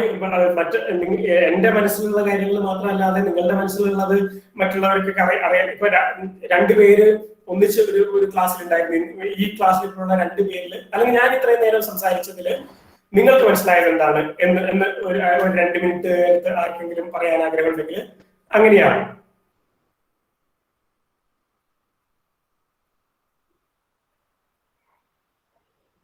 ഡോക്ടർ മനു പറഞ്ഞ പോലെ നമ്മുടെ പാർട്ടിസിപ്പൻസിന് ക്വസ്റ്റ്യൻസ് ഇടയിൽ ഉണ്ടെങ്കിൽ ചോദിക്കാവുന്നതാണ്. ഹെസിറ്റേഷൻ ഒന്നും വേണ്ട. നിങ്ങൾക്ക് മലയാളത്തിലോ ഇംഗ്ലീഷിലോ എങ്ങനെ സൗകര്യം പോലെ ചോദിക്കാം. ആരും പെർഫെക്റ്റ് അല്ല, അതുകൊണ്ട് നമുക്ക് ചോദിക്കുന്നതിന് ഒരു മടിയും വേണ്ട, ധൈര്യമായിട്ട് ചോദിക്കാം. ഹലോ, നമസ്കാരം. ഡോക്ടർ മനു, എന്റെ പേര് നാരായൺ ദാസ് ആണ്. ഞാനും ബാംഗ്ലൂരാണുള്ളത്. ശരി ശരി. കേക്കുണ്ടല്ലോ അല്ലെ? അല്ല, ഞാന് ജസ്റ്റ് ശ്രദ്ധിക്കുകയായിരുന്നു മനു പറഞ്ഞത്. ഞങ്ങളൊക്കെ ആണെങ്കിലും ഇതുപോലെ ഈ എഞ്ചിനീയറിംഗ് ഫീൽഡിലും ഒക്കെ ആയിട്ട് നമ്മൾ ബന്ധപ്പെട്ട് വർക്ക് ചെയ്യുന്ന ആൾക്കാരാ. അപ്പൊ ഒരു പോയിന്റ് ഞാൻ നോട്ട് ചെയ്തത്, ഈ പ്രൈവറ്റൈസേഷനെ പറ്റിയും സ്റ്റാർട്ടപ്പ് എക്കോ സിസ്റ്റത്തിനെ പറ്റിയും ഒക്കെ പറഞ്ഞല്ലോ മനു. നമ്മുടെ കമ്മ്യൂണിറ്റിയിൽ സത്യം പറഞ്ഞാൽ അതിന്റെ ഒരു ലാഗിങ് ഉണ്ട്. ശരിയാണ്, വളരെയധികം. അത് സത്യം പറഞ്ഞാൽ നോട്ടീസ് ചെയ്തിട്ടുണ്ട്, ആൾക്കാർക്ക് അറിയാതെ. അത് പൊതുവെ നമ്മള് മനസ്സിലാക്കിയ ഒരു കാര്യമാണ്. പക്ഷെ എവിടെയൊക്കെയോ എന്തൊക്കെയോ നമുക്ക് ഒരു എന്താ പറയാ അപ്പൊ ഇതുപോലൊരു ഫോറം സത്യം പറഞ്ഞാൽ നമ്മുടെ ശ്രീരാമൻ ചേട്ടൻ ഇതിനെ പറ്റിയുള്ള ഇൻഫർമേഷൻ ഒക്കെ ഷെയർ ചെയ്യുന്ന സമയത്ത് പലപ്പോഴും ഞാനും ഓർത്തു, ഇത് ഒരു വളരെ നല്ലൊരു പ്ലാറ്റ്ഫോമാണ്. അപ്പൊ ഇതുപോലുള്ള ഐഡിയാസും നമുക്ക് പ്രൊമോട്ട് ചെയ്യാനുള്ള ഒരു സാഹചര്യം ഇപ്പൊ ഇവരൊക്കെ ഒരുക്കുന്നുണ്ട്. അറ്റ്ലീസ്റ്റ് നമ്മള് ഈ പലയിടത്ത് കിടക്കുന്ന നമ്മളെയൊക്കെ കണക്ട് ചെയ്യാനുള്ള ഒരു എന്താ പറയാ സാഹചര്യം ഉണ്ടായിട്ടുണ്ടേ. അപ്പൊ അങ്ങനെയുള്ള ഒരു സാഹചര്യത്തില് ഇതൊക്കെ എങ്ങനെ നമുക്ക് കുറച്ചുകൂടെ ഒരു എന്ന് പറഞ്ഞാൽ വരും കാലങ്ങളില് മനു പറഞ്ഞാൽ വളരെ ശരിയാണ്. എന്ന് പറഞ്ഞാൽ എങ്ങനെയാണ് ഈ ലോകം ഇങ്ങനെ പൊക്കോണ്ടിരിക്കുന്നത് നമുക്കൊന്നും അങ്ങ് കറക്റ്റായിട്ട് പ്രെഡിക്റ്റ് ചെയ്യാൻ പറ്റാത്ത ഒരു സമയമാണ്. എല്ലാവർക്കും ഈ ഉള്ള ബക്കറ്റുകളിൽ കിടക്കുന്നതിലേക്ക് പോയി ചാടാനുള്ള ഒരു സിറ്റുവേഷന് പകരം എന്തൊക്കെയാണ് ബാക്കി ഓപ്ഷൻസ്, അല്ലെങ്കിൽ അങ്ങനെയുള്ള ഓപ്ഷൻസിൽ കുട്ടികളൊക്കെ എന്തെങ്കിലുമൊക്കെ ക്രിയേറ്റീവായിട്ട് ചെയ്തിട്ടുണ്ടെങ്കിൽ അവരെ പ്രോത്സാഹിപ്പിക്കുന്ന ഒരു സാഹചര്യം നമ്മുടെ കമ്മ്യൂണിറ്റിയിൽ സത്യം പറഞ്ഞാൽ അതൊക്കെ ചെയ്യാൻ കഴിവുള്ള ഒരുപാട് കുട്ടികളുണ്ട് നമുക്ക്. പക്ഷേ അൺഫോർച്ചുനേറ്റ്ലി ആ ഒരു പുഷും ആ ഒരു പ്രോത്സാഹനവും ആ ഒരു സാഹചര്യവും ഉണ്ടായി കഴിഞ്ഞാൽ നമ്മുടെ കുട്ടികൾ സത്യം പറഞ്ഞാൽ കുറച്ചുകൂടെ വളരെ നന്നായിട്ട് പെർഫോം ചെയ്യും കേട്ടോ. അതിനൊരു സംശയമില്ലാത്ത കാര്യമാണ്. പക്ഷേ ആ ഒരു സിറ്റുവേഷനും കൂടെ എന്താ പറയാ ഇതിനകത്തൊക്കെ ഉൾക്കൊള്ളിച്ച് നമുക്ക് മുമ്പോട്ട് കൊണ്ടുപോകാൻ ഇവരെയൊക്കെ ഒരു അംഗീകരിച്ചുകൊണ്ട് പോകുന്ന ഒരു സാഹചര്യം ഉണ്ടാക്കുകയാണെങ്കിൽ വലിയൊരു ഉപകാരമായിരിക്കും. അത്രയും ജസ്റ്റ് ഒന്ന് പറഞ്ഞതേ ഉള്ളൂ. എനിക്ക് വേറെ ക്വസ്റ്റ്യൻസ് ഒന്നുമില്ല. എല്ലാവരുടെയും ഒരു അവയർനെസ്സിനും, അല്ലെങ്കിൽ നമ്മുടെ ശ്രീരാമചേട്ടന്മാരിയുള്ള ആൾക്കാര് ഇതിനകത്ത് കുറച്ചുകൂടെ ഒന്ന് ആലോചിച്ചിട്ട് എങ്ങനെയായിരിക്കണം ഇങ്ങനെ ഒരു കോർഡിനേറ്റഡ് ആയിട്ടുള്ള ഒരു ടീം, അല്ലെങ്കിൽ ഇങ്ങനെ ഒരു സമൂഹം ഉള്ളപ്പോ എങ്ങനെയാണ് നമുക്ക് ഇത് ചെയ്യാൻ പറ്റുക എന്നുള്ളത് ആലോചിക്കാൻ വേണ്ടി പറഞ്ഞെന്നുള്ളൂ. നമ്മളുടെ കമ്മ്യൂണിറ്റിയിൽ തന്നെ ഇത് കുറവാണെന്ന് പറഞ്ഞത് വളരെ ശരിയാണ്.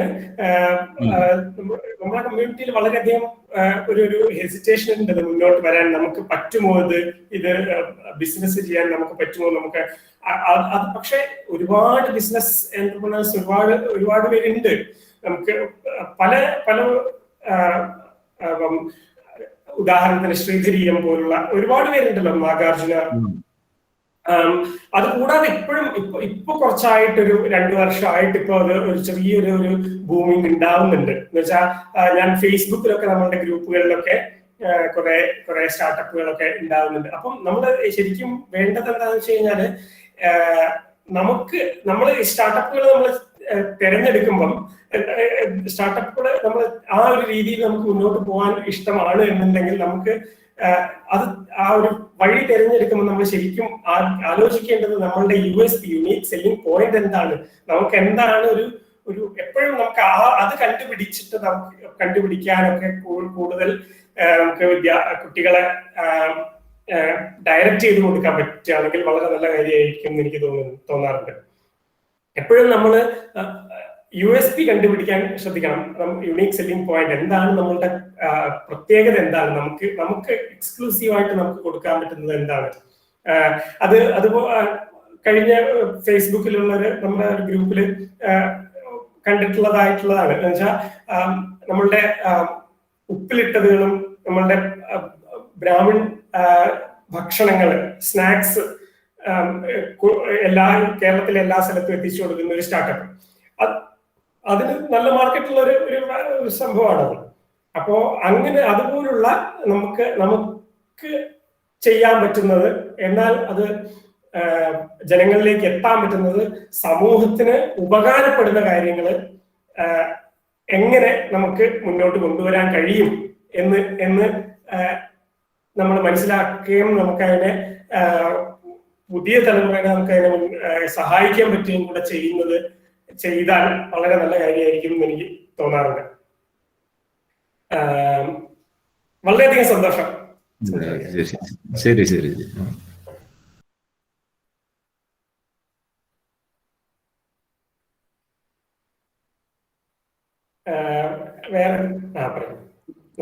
നമസ്കാരം ഡോക്ടർ മനു. എന്റെ പേര് ശ്രീജിത്ത് എന്നാണ്. സ്വദേശം മഞ്ചേരിയാണ്, മലപ്പുറം ജില്ലയില്. എനിക്ക് അങ്ങോട്ട് ചോദിക്കാനുള്ളത്, പ്രത്യേകിച്ച് അങ്ങ് ഒരു അധ്യാപകനായതുകൊണ്ട് ആ ഒരു ഇതിൽ ചോദിക്കാമെന്ന് വിചാരിച്ചു. പ്രത്യേകിച്ച് നമ്മുടെ ഒരു വിദ്യാഭ്യാസ രീതിയിൽ പണ്ട് കണ്ടിരുന്ന രീതി ഇപ്പോഴും വലിയ മാറ്റമില്ലാത്ത ഒരു ലീനിയർ സിസ്റ്റമാണ്. അതിപ്പോ ഒരു +2 മാത്സ് എടുത്തൊരു വിദ്യാർത്ഥിയാണെങ്കിൽ ഒന്നുകിൽ എഞ്ചിനീയറിംഗിന് പോകും, അല്ലെങ്കിൽ BSc മാത്തമാറ്റിക്സ്, MSc മാത്തമാറ്റിക്സ്, അങ്ങനെ ആ രീതിയിൽ പോകുമല്ലോ. പക്ഷെ ഞാൻ വിദേശത്ത് കണ്ടിട്ടുള്ളതെന്ന് വെച്ചാൽ അവിടെയൊക്കെ ഒരു ഇന്റർ ഡിസിപ്ലിനറി ആണ്. അതിപ്പോ +2 മാത്സ് എടുത്ത ആൾ ചിലപ്പോൾ ഒരു പക്ഷേ MSc ചെയ്യുന്നത് ഫിസിക്സിലായിരിക്കും, അല്ലെങ്കിൽ കെമിസ്ട്രിയിലായിരിക്കും, അല്ലെങ്കിൽ ഈവൻ അങ്ങനത്തെ ഒരു ഇത് ഞാൻ അവിടെയാണ് എൻ്റെ ഡോക്ടറേറ്റ് ഒക്കെ ഉണ്ടായത്. അപ്പോൾ പക്ഷെ ആ ഒരു രീതി നമ്മൾ ഇവിടെ കണ്ടിട്ടില്ല അധികം. അതൊരു എപ്പോഴും ഒരു റിജിഡാണ്, ഒരു ഫ്ലെക്സിബിലിറ്റി ഇല്ല നമ്മുടെ വിദ്യാഭ്യാസ സമ്പ്രദായത്തിൽ. അപ്പോൾ പലപ്പോഴും ചിലപ്പോൾ നമ്മളൊരു ലെവലിൽ എത്തുമ്പോഴാണ് നമുക്ക് തോന്നുന്നത് എനിക്ക് ഇതിനേക്കാളും കുറച്ചുകൂടി താല്പര്യം ഈ വിഷയമായിരിക്കും. പക്ഷെ നമുക്ക് പിന്നെ അതിനുള്ള ഒരു ഓപ്ഷൻ ഇല്ലാതെയാണ്. അപ്പൊ അങ്ങനെ വരുമ്പോ ഈ ഇന്റർ ഡിസിപ്ലിനറി അല്ലെങ്കിൽ ഇങ്ങനത്തെ ഒരു ഫ്ലെക്സിബിലിറ്റി ഒക്കെ ഈ വിദ്യാഭ്യാസത്തിൽ വന്നിട്ടുണ്ടോ? ഇപ്പോ എങ്ങനെയാണ് പറയാൻ വരികയാണ് എന്ന് വെച്ചാൽ ഇപ്പൊ പുതുതായിട്ട് ഒരു വർഷമായിട്ട് 1-2 വർഷമായിട്ടേ ഉള്ളൂ അത് തുടങ്ങിയിട്ട്. അത് വളരെയധികം ശരിയാണ് പറഞ്ഞിട്ടുള്ളത്. എന്ന് വെച്ചാൽ നമ്മളിപ്പോ ഒരു സബ്ജക്ട് എടുത്ത് നമുക്ക് ആദ്യം ഒരു സബ്ജക്റ്റിനെ എനിക്ക് ഏറ്റവും കൂടുതൽ ഇഷ്ടമുണ്ടാകും. അപ്പൊ നമ്മൾ ആ രീതിയിൽ മുന്നോട്ട് പോകാം. MSc ഫിസിക്സ് ആയിട്ട് മുമ്പോട്ട് പോവാം എന്ന് തീരുമാനിച്ച് നമ്മൾ അതിന് മുമ്പോട്ട് പോകുമ്പോൾ കുറച്ച് കഴിഞ്ഞപ്പോഴായിരിക്കും എനിക്ക് കുറച്ച് ആർട്സ്, ഹിസ്റ്ററിയും കൂടെ പഠിച്ച ഇഷ്ടമായിരുന്നു. അല്ലെങ്കിൽ ഇപ്പൊ കെമിസ്ട്രി എടുത്ത് പഠിച്ച, അല്ലെങ്കിൽ സൈക്കോളജി പഠിച്ച, എനിക്ക് സൈക്കോളജി വളരെ ഇഷ്ടമാണ്, മനഃശാസ്ത്രം പഠിക്കാൻ ഇഷ്ടമാണ്, അതും കൂടെ പഠിക്കാനായിരുന്നു എന്ന് തോന്നും. അതുകൊണ്ട് അത് ഇപ്പോൾ ഉള്ള യൂണിവേഴ്സിറ്റികൾ, നമ്മളുടെ പ്രൈവറ്റ് യൂണിവേഴ്സിറ്റികളൊക്കെ, ഇപ്പൊ ഞാൻ അവിടെ ക്രൈസ്റ്റ് യൂണിവേഴ്സിറ്റി അവിടെ ഈ ഹോണേഴ്സ് മൈനേഴ്സ് എന്നുള്ള ഫോർമാറ്റ് ഇപ്പൊ തുടങ്ങിയിട്ടുണ്ട് അവര്. ഈ വർഷം ആണ്, കഴിഞ്ഞ വർഷം രണ്ട് കോഴ്സ് അവർ സ്റ്റാർട്ട് ചെയ്തു. ഈ വർഷം കൂടുതൽ അവർ മുന്നോട്ട് കൊണ്ടുപോകുന്നേ ഉള്ളൂ, അത് തുടങ്ങിയിട്ടേ ഉള്ളൂ ആ ഒരു ട്രെൻഡ്. അതെങ്ങനെയാണ് അതിന്റെ കൺസെപ്റ്റ് എന്ന് വെച്ച് കഴിഞ്ഞാൽ, നമ്മളിപ്പം എഞ്ചിനീയറിംഗ് യൂണിവേഴ്സിറ്റിയാണ് അത് അവിടെ അവർക്ക് സ്കൂൾ ഓഫ് എഞ്ചിനീയറിംഗ് ഉണ്ട്, സ്കൂൾ ഓഫ് ആർട്സ് ഉണ്ട്, school of psychology, business administration ഒക്കെ ഉണ്ട്, എല്ലാം ഉണ്ട്. അപ്പോ ഇപ്പം നമ്മൾക്ക് ഒരു കുട്ടി ജോയിൻ ചെയ്യുകയാണെങ്കിൽ അവർ ബിടെക് CS അല്ലെങ്കിൽ ബിടെക് മെക്കാനിക്കൽ എന്ന് പറഞ്ഞിട്ട് ജോയിൻ ചെയ്യുന്ന സമയത്ത് അവർക്ക് ഒരു ഇത്ര ക്രെഡിറ്റ് കോഴ്സ് ചെയ്യേണ്ടി വരും. ഒരു 52 ക്രെഡിറ്റ് ഉള്ള കോഴ്സ് ആയിരിക്കില്ല ബിടെക് CS എന്ന് പറഞ്ഞാൽ. ഇത്രയും 4 വർഷം കൊണ്ട് ഇത്രയും ക്രെഡിറ്റ് ചെയ്യണം. അത് അവർ എങ്ങനെയായാലും ചെയ്യണം. അത്രയും അവർ കംപ്ലീറ്റ് ചെയ്ത് കഴിഞ്ഞാൽ അവർക്ക് ബിടെക് ഡിഗ്രി കിട്ടും CS-ന്. അത് കൂടാതെ നമ്മൾ ഓപ്റ്റ് ചെയ്യുകയാണെങ്കിൽ, കുട്ടികൾ ഓപ്റ്റ് ചെയ്യുകയാണെങ്കിൽ അവർക്ക് ഒരു മൈനേഴ്സ് എടുക്കാനുള്ള ഒരു അവസരവും കൂടി ഉണ്ട്. എന്ന് വെച്ചാൽ അതിന് ഒരു 10 ക്രെഡിറ്റ് കോഴ്സ് അല്ലെങ്കിൽ ഒരു 20 ക്രെഡിറ്റ് ഒക്കെ ഉണ്ടാവും. ക്രെഡിറ്റ് എന്ന് പറഞ്ഞു കഴിഞ്ഞാൽ ഇപ്പം ഒരു സബ്ജക്റ്റിന്, ഇപ്പം നമ്മൾ മാത്തമാറ്റിക്സ് അല്ലെങ്കിൽ കമ്പ്യൂട്ടർ സയൻസിൽ പറയാൻ എല്ലാവർക്കും മനസ്സിലാവാൻ അറിയില്ല. അപ്പം ഡാറ്റ സ്ട്രക്ചേഴ്സ് എന്നുള്ള ഒരു കോഴ്സ് പഠിക്കുകയാണെങ്കിൽ അതിന് 4 ക്രെഡിറ്റ് ആയിരിക്കും അല്ലെങ്കിൽ 5 ക്രെഡിറ്റ് ആയിരിക്കും. അപ്പോ ഒരു 20 ക്രെഡിറ്റ് എന്ന് പറഞ്ഞാൽ ഒരു 4-5 സബ്ജക്ട് ഒരു സെമസ്റ്ററിൽ ഈ 4 വർഷം, രണ്ടാമത്തെ സെമസ്റ്റർ മുതൽക്കാണ് അത് തുടങ്ങുക, രണ്ടാമത്തെ ഇയർ മുതൽ 3rd സെമസ്റ്റർ മുതൽക്കാണ് അത് തുടങ്ങുക. അപ്പോ അതിനുള്ളിൽ 3rd സെമസ്റ്റർ മുതൽ 8th സെമസ്റ്ററിന്റെ ഉള്ളിൽ ഒരു 5 കോഴ്സ് അവര് പഠിച്ച് പരീക്ഷ എഴുതി ഒരു പാസ്സായാൽ അവർക്ക് ബിടെക് CSC കിട്ടുന്നതിന്റെ കൂടെ അവർക്ക് മൈനേഴ്സിന്, അപ്പം മെക്കാനിക്കൽ എഞ്ചിനീയറിംഗിൽ മൈനേഴ്സ് എടുക്കാം. CS എടുക്കുന്നവർക്ക് മെക്കാനിക്കൽ എഞ്ചിനീയറിംഗിൽ മൈനേഴ്സ് എടുക്കാം. ഇപ്പൊ അവര് തുടങ്ങിയതാണ്, ഈ വർഷം ഇവിടെ തുടങ്ങിയതാണ് സൈക്കോളജിയിൽ മൈനർ. ബിടെക് എഞ്ചിനീയറിംഗ് സ്റ്റുഡൻസിന് സൈക്കോളജിയിൽ മൈനർ. അതൊരു കണക്കിന് വളരെ നല്ല കാര്യമാണെന്ന് എനിക്ക്, ശരിയല്ലേ, വളരെ നല്ല കാര്യമാണ്. അപ്പൊ അത് ഈ പ്രൈവറ്റ് യൂണിവേഴ്സിറ്റികളൊക്കെ എന്ന് വെച്ചാൽ അവർക്ക് ഓട്ടോണമസ് ആയിട്ടുള്ള ബോഡികൾ മാത്രമേ അവര് തുടങ്ങിയിട്ടുള്ളൂ. നമ്മളുടെ സാധാരണ കോളേജുകളിലേക്ക് എത്തണമെങ്കിൽ ആദ്യം നമ്മുടെ യൂണിവേഴ്സിറ്റി അത് ഇൻട്രൊഡ്യൂസ് ചെയ്യണം. നമ്മുടെ നാട്ടിലുള്ള MG university, Kerala university, Calicut university പോലുള്ള യൂണിവേഴ്സിറ്റി അത് ഇൻട്രൊഡ്യൂസ് ചെയ്താലേ നമ്മുടെ അഫിലിയേറ്റഡ് കോളേജസിൽ അത് എത്തുള്ളൂ. അപ്പൊ അതൊരു ചെറിയ സമയം എടുക്കുമെന്ന് എനിക്ക് തോന്നുന്നു. എന്തായാലും ആ ഒരു ട്രെൻഡ് തുടങ്ങിയിട്ടുണ്ട്. അത് വളരെ നല്ലൊരു കാര്യമാണ്. തീർച്ചയായിട്ടും നല്ലൊരു കാര്യമാണ്. കുട്ടികൾക്ക് എനിക്ക് തോന്നുന്നു ഇപ്പോഴത്തെ കാലത്ത്, പ്രത്യേകിച്ചും ഇപ്പോഴത്തെ കാലത്ത് കുട്ടികൾക്ക് എനിക്ക് തോന്നുന്നു കുറച്ച് എക്സ്പോഷർ എല്ലാ ഫീൽഡിലും ഉണ്ടെങ്കിൽ നല്ലതാവും. അതെ. അപ്പോ in between school of engineering എന്നാണ് പറയുക. അതുപോലെ ഇപ്പം മെക്കാനിക്കലും കമ്പ്യൂട്ടർ സയൻസും മാത്രമല്ലാതെ അക്രോസ് സ്കൂൾസും അവർ പ്രൊവൈഡ് ചെയ്യുന്നുണ്ട്. അപ്പം ആർട്സ്, അപ്പം BSc ഫിസിക്സ് പഠിക്കുന്ന ഒരാൾക്ക് ആർട്സ് പഠിക്കാം, അല്ലെങ്കിൽ സൈക്കോളജി പഠിക്കാം, അല്ലെങ്കിൽ കൊമേഴ്സ് എക്കണോമിക്സ് പഠിക്കാം, സിവിക്സ് അങ്ങനെ ഇന്റർ ഡിസിപ്ലിനറി ആയിട്ട് പഠിക്കാവുന്ന ഒരു നല്ലൊരു ഇതാണ്. Thank you. സന്തോഷം. Thank U.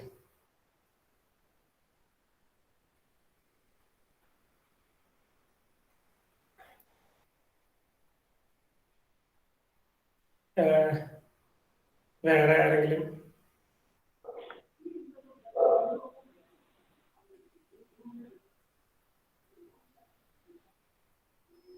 എന്നാ ഞാൻ പറയാൻ ഉദ്ദേശിച്ചിരുന്ന നെക്സ്റ്റ് സ്ലൈഡിലേക്ക് പോവാം. ജസ്റ്റ് എല്ലാവർക്കും അറിയുന്ന കാര്യങ്ങളാണ്, എന്നാലും ജസ്റ്റ് ഒന്ന് പോയിന്റ് ഔട്ട് ചെയ്യാം എന്ന് തോന്നുന്നു. കാണാമല്ലോ, സ്ക്രീൻ കാണാമല്ലോ. നമ്മള്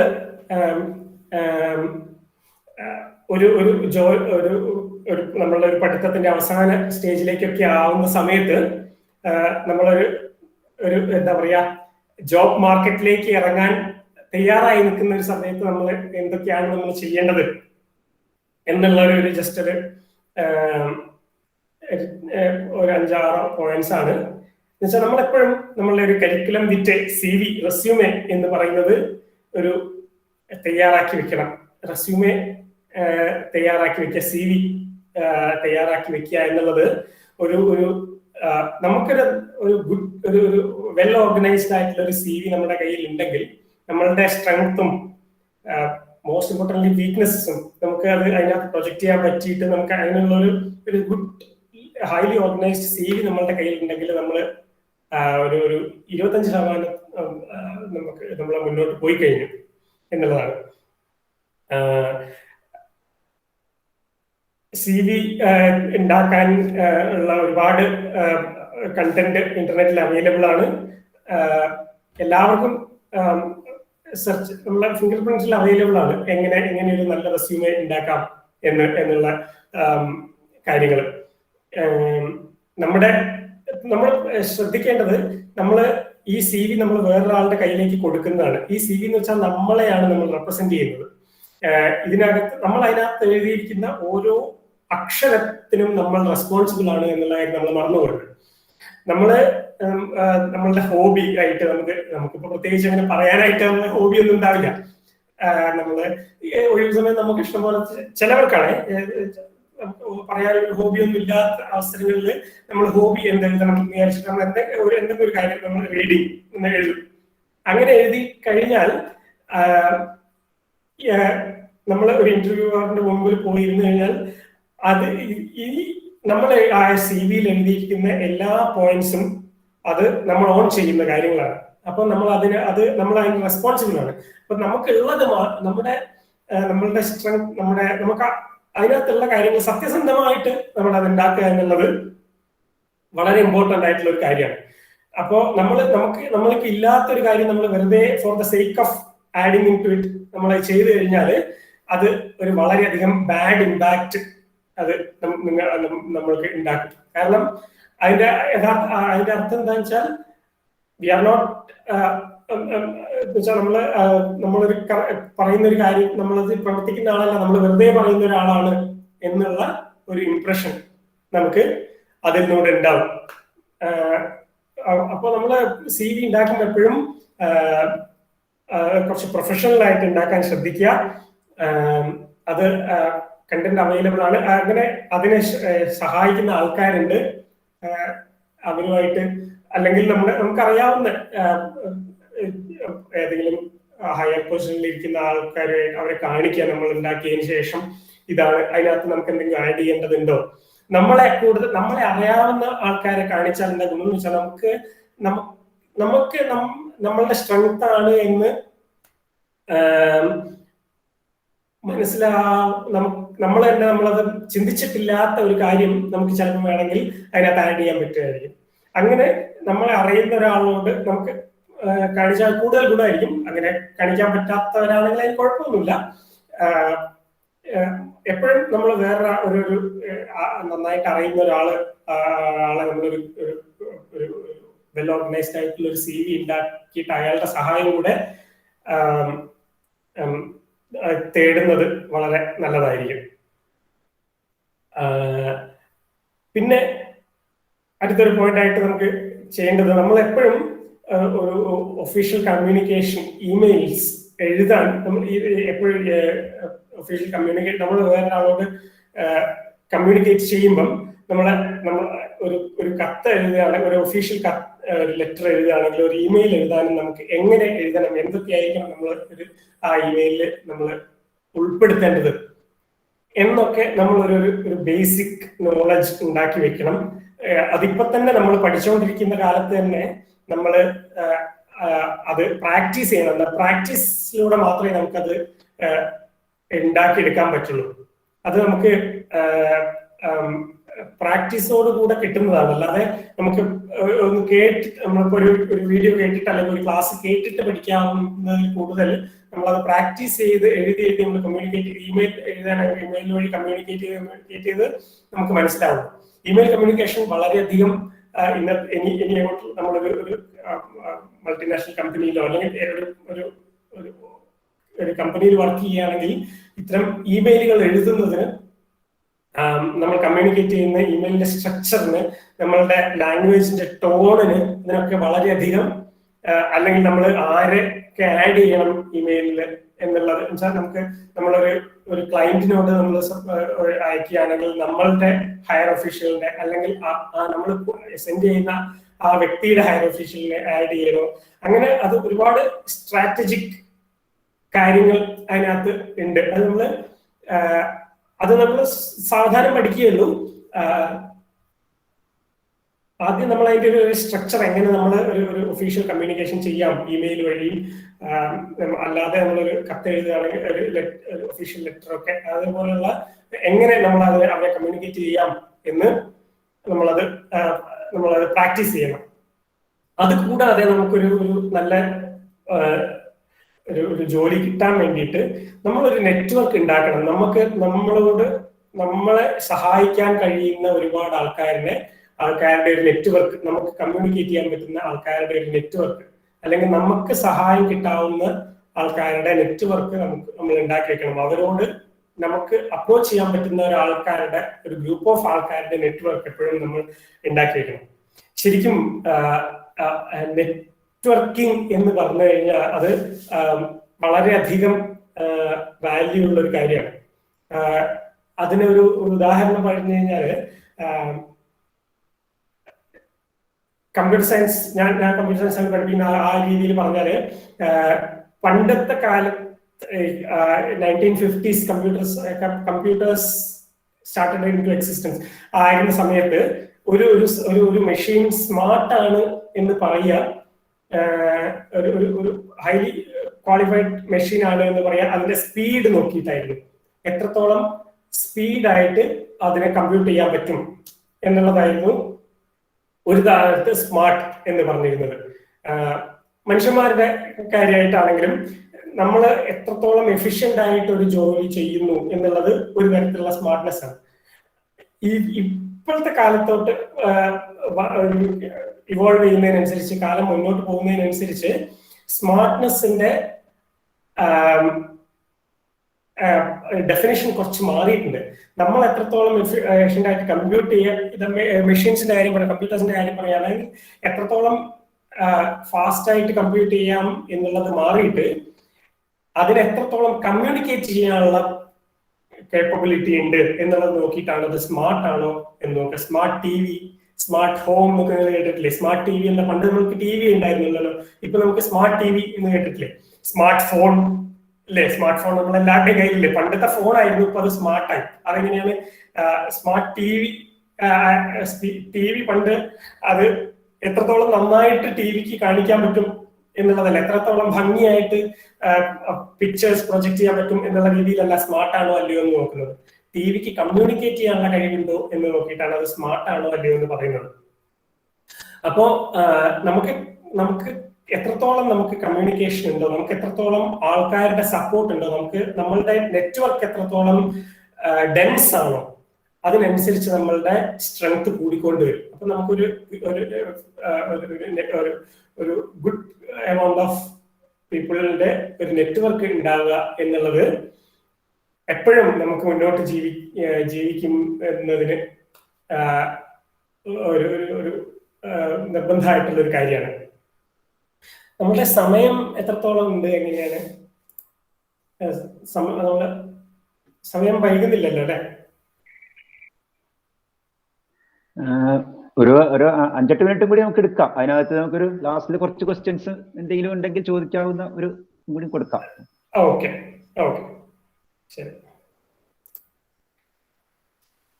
അപ്പോ അടുത്തൊരു പോയിന്റ് ആയിട്ടുള്ളത് നമുക്ക് അറിവ്, അത് കൂടാതെ നമുക്ക് എല്ലാവർക്കും, എല്ലാ മനുഷ്യന്മാർ, നമുക്ക് ഇന്നത്തെ കാലത്ത് എല്ലാവർക്കും, പ്രത്യേകിച്ച് സ്റ്റുഡൻസിന്, നമ്മളുടെ വിദ്യാർത്ഥികൾക്ക് ഉണ്ടാവേണ്ട ഒരു ഗുണമാണ് അല്ലെങ്കിൽ ഒരു കഴിവാണ് നമുക്ക് ഗൂഗിൾ ചെയ്യാൻ അറിയാന്നുള്ളത്. ഗൂഗിൾ എന്ന് വെച്ചാൽ അത് ഇത്ര സിമ്പിൾ ആണോ അത് തോന്നും, ഇതൊരു സിമ്പിൾ പോയിന്റ് ആണോ എന്ന് തോന്നും, പക്ഷെ അത് ഒരു ക്വസ്റ്റ്യൻ വല്ലതുണ്ട്.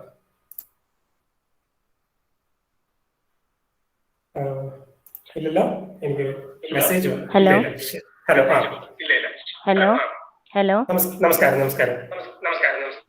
കേക്കുണ്ടോ? കേക്കാം. ഹലോ സാർ, എൻ്റെ മകൻ ഇപ്പം +2 കഴിഞ്ഞിട്ട് +2 ഇപ്പം എക്സാം എഴുതി ഇപ്പം റിസൾട്ട് വരാൻ പോകുന്നു. JEE മെയിൻസ് 97% ക്വാളിഫൈഡ് ആയിട്ട് നിൽക്കുന്നു. ഇത്തവണ 4 സെഷൻ ഉള്ളതുകൊണ്ട് റാങ്ക് വന്നിട്ടില്ല. അപ്പൊ JEE അഡ്വാൻസിന് വേണ്ടി പ്രിപ്പയർ ചെയ്യുന്നു.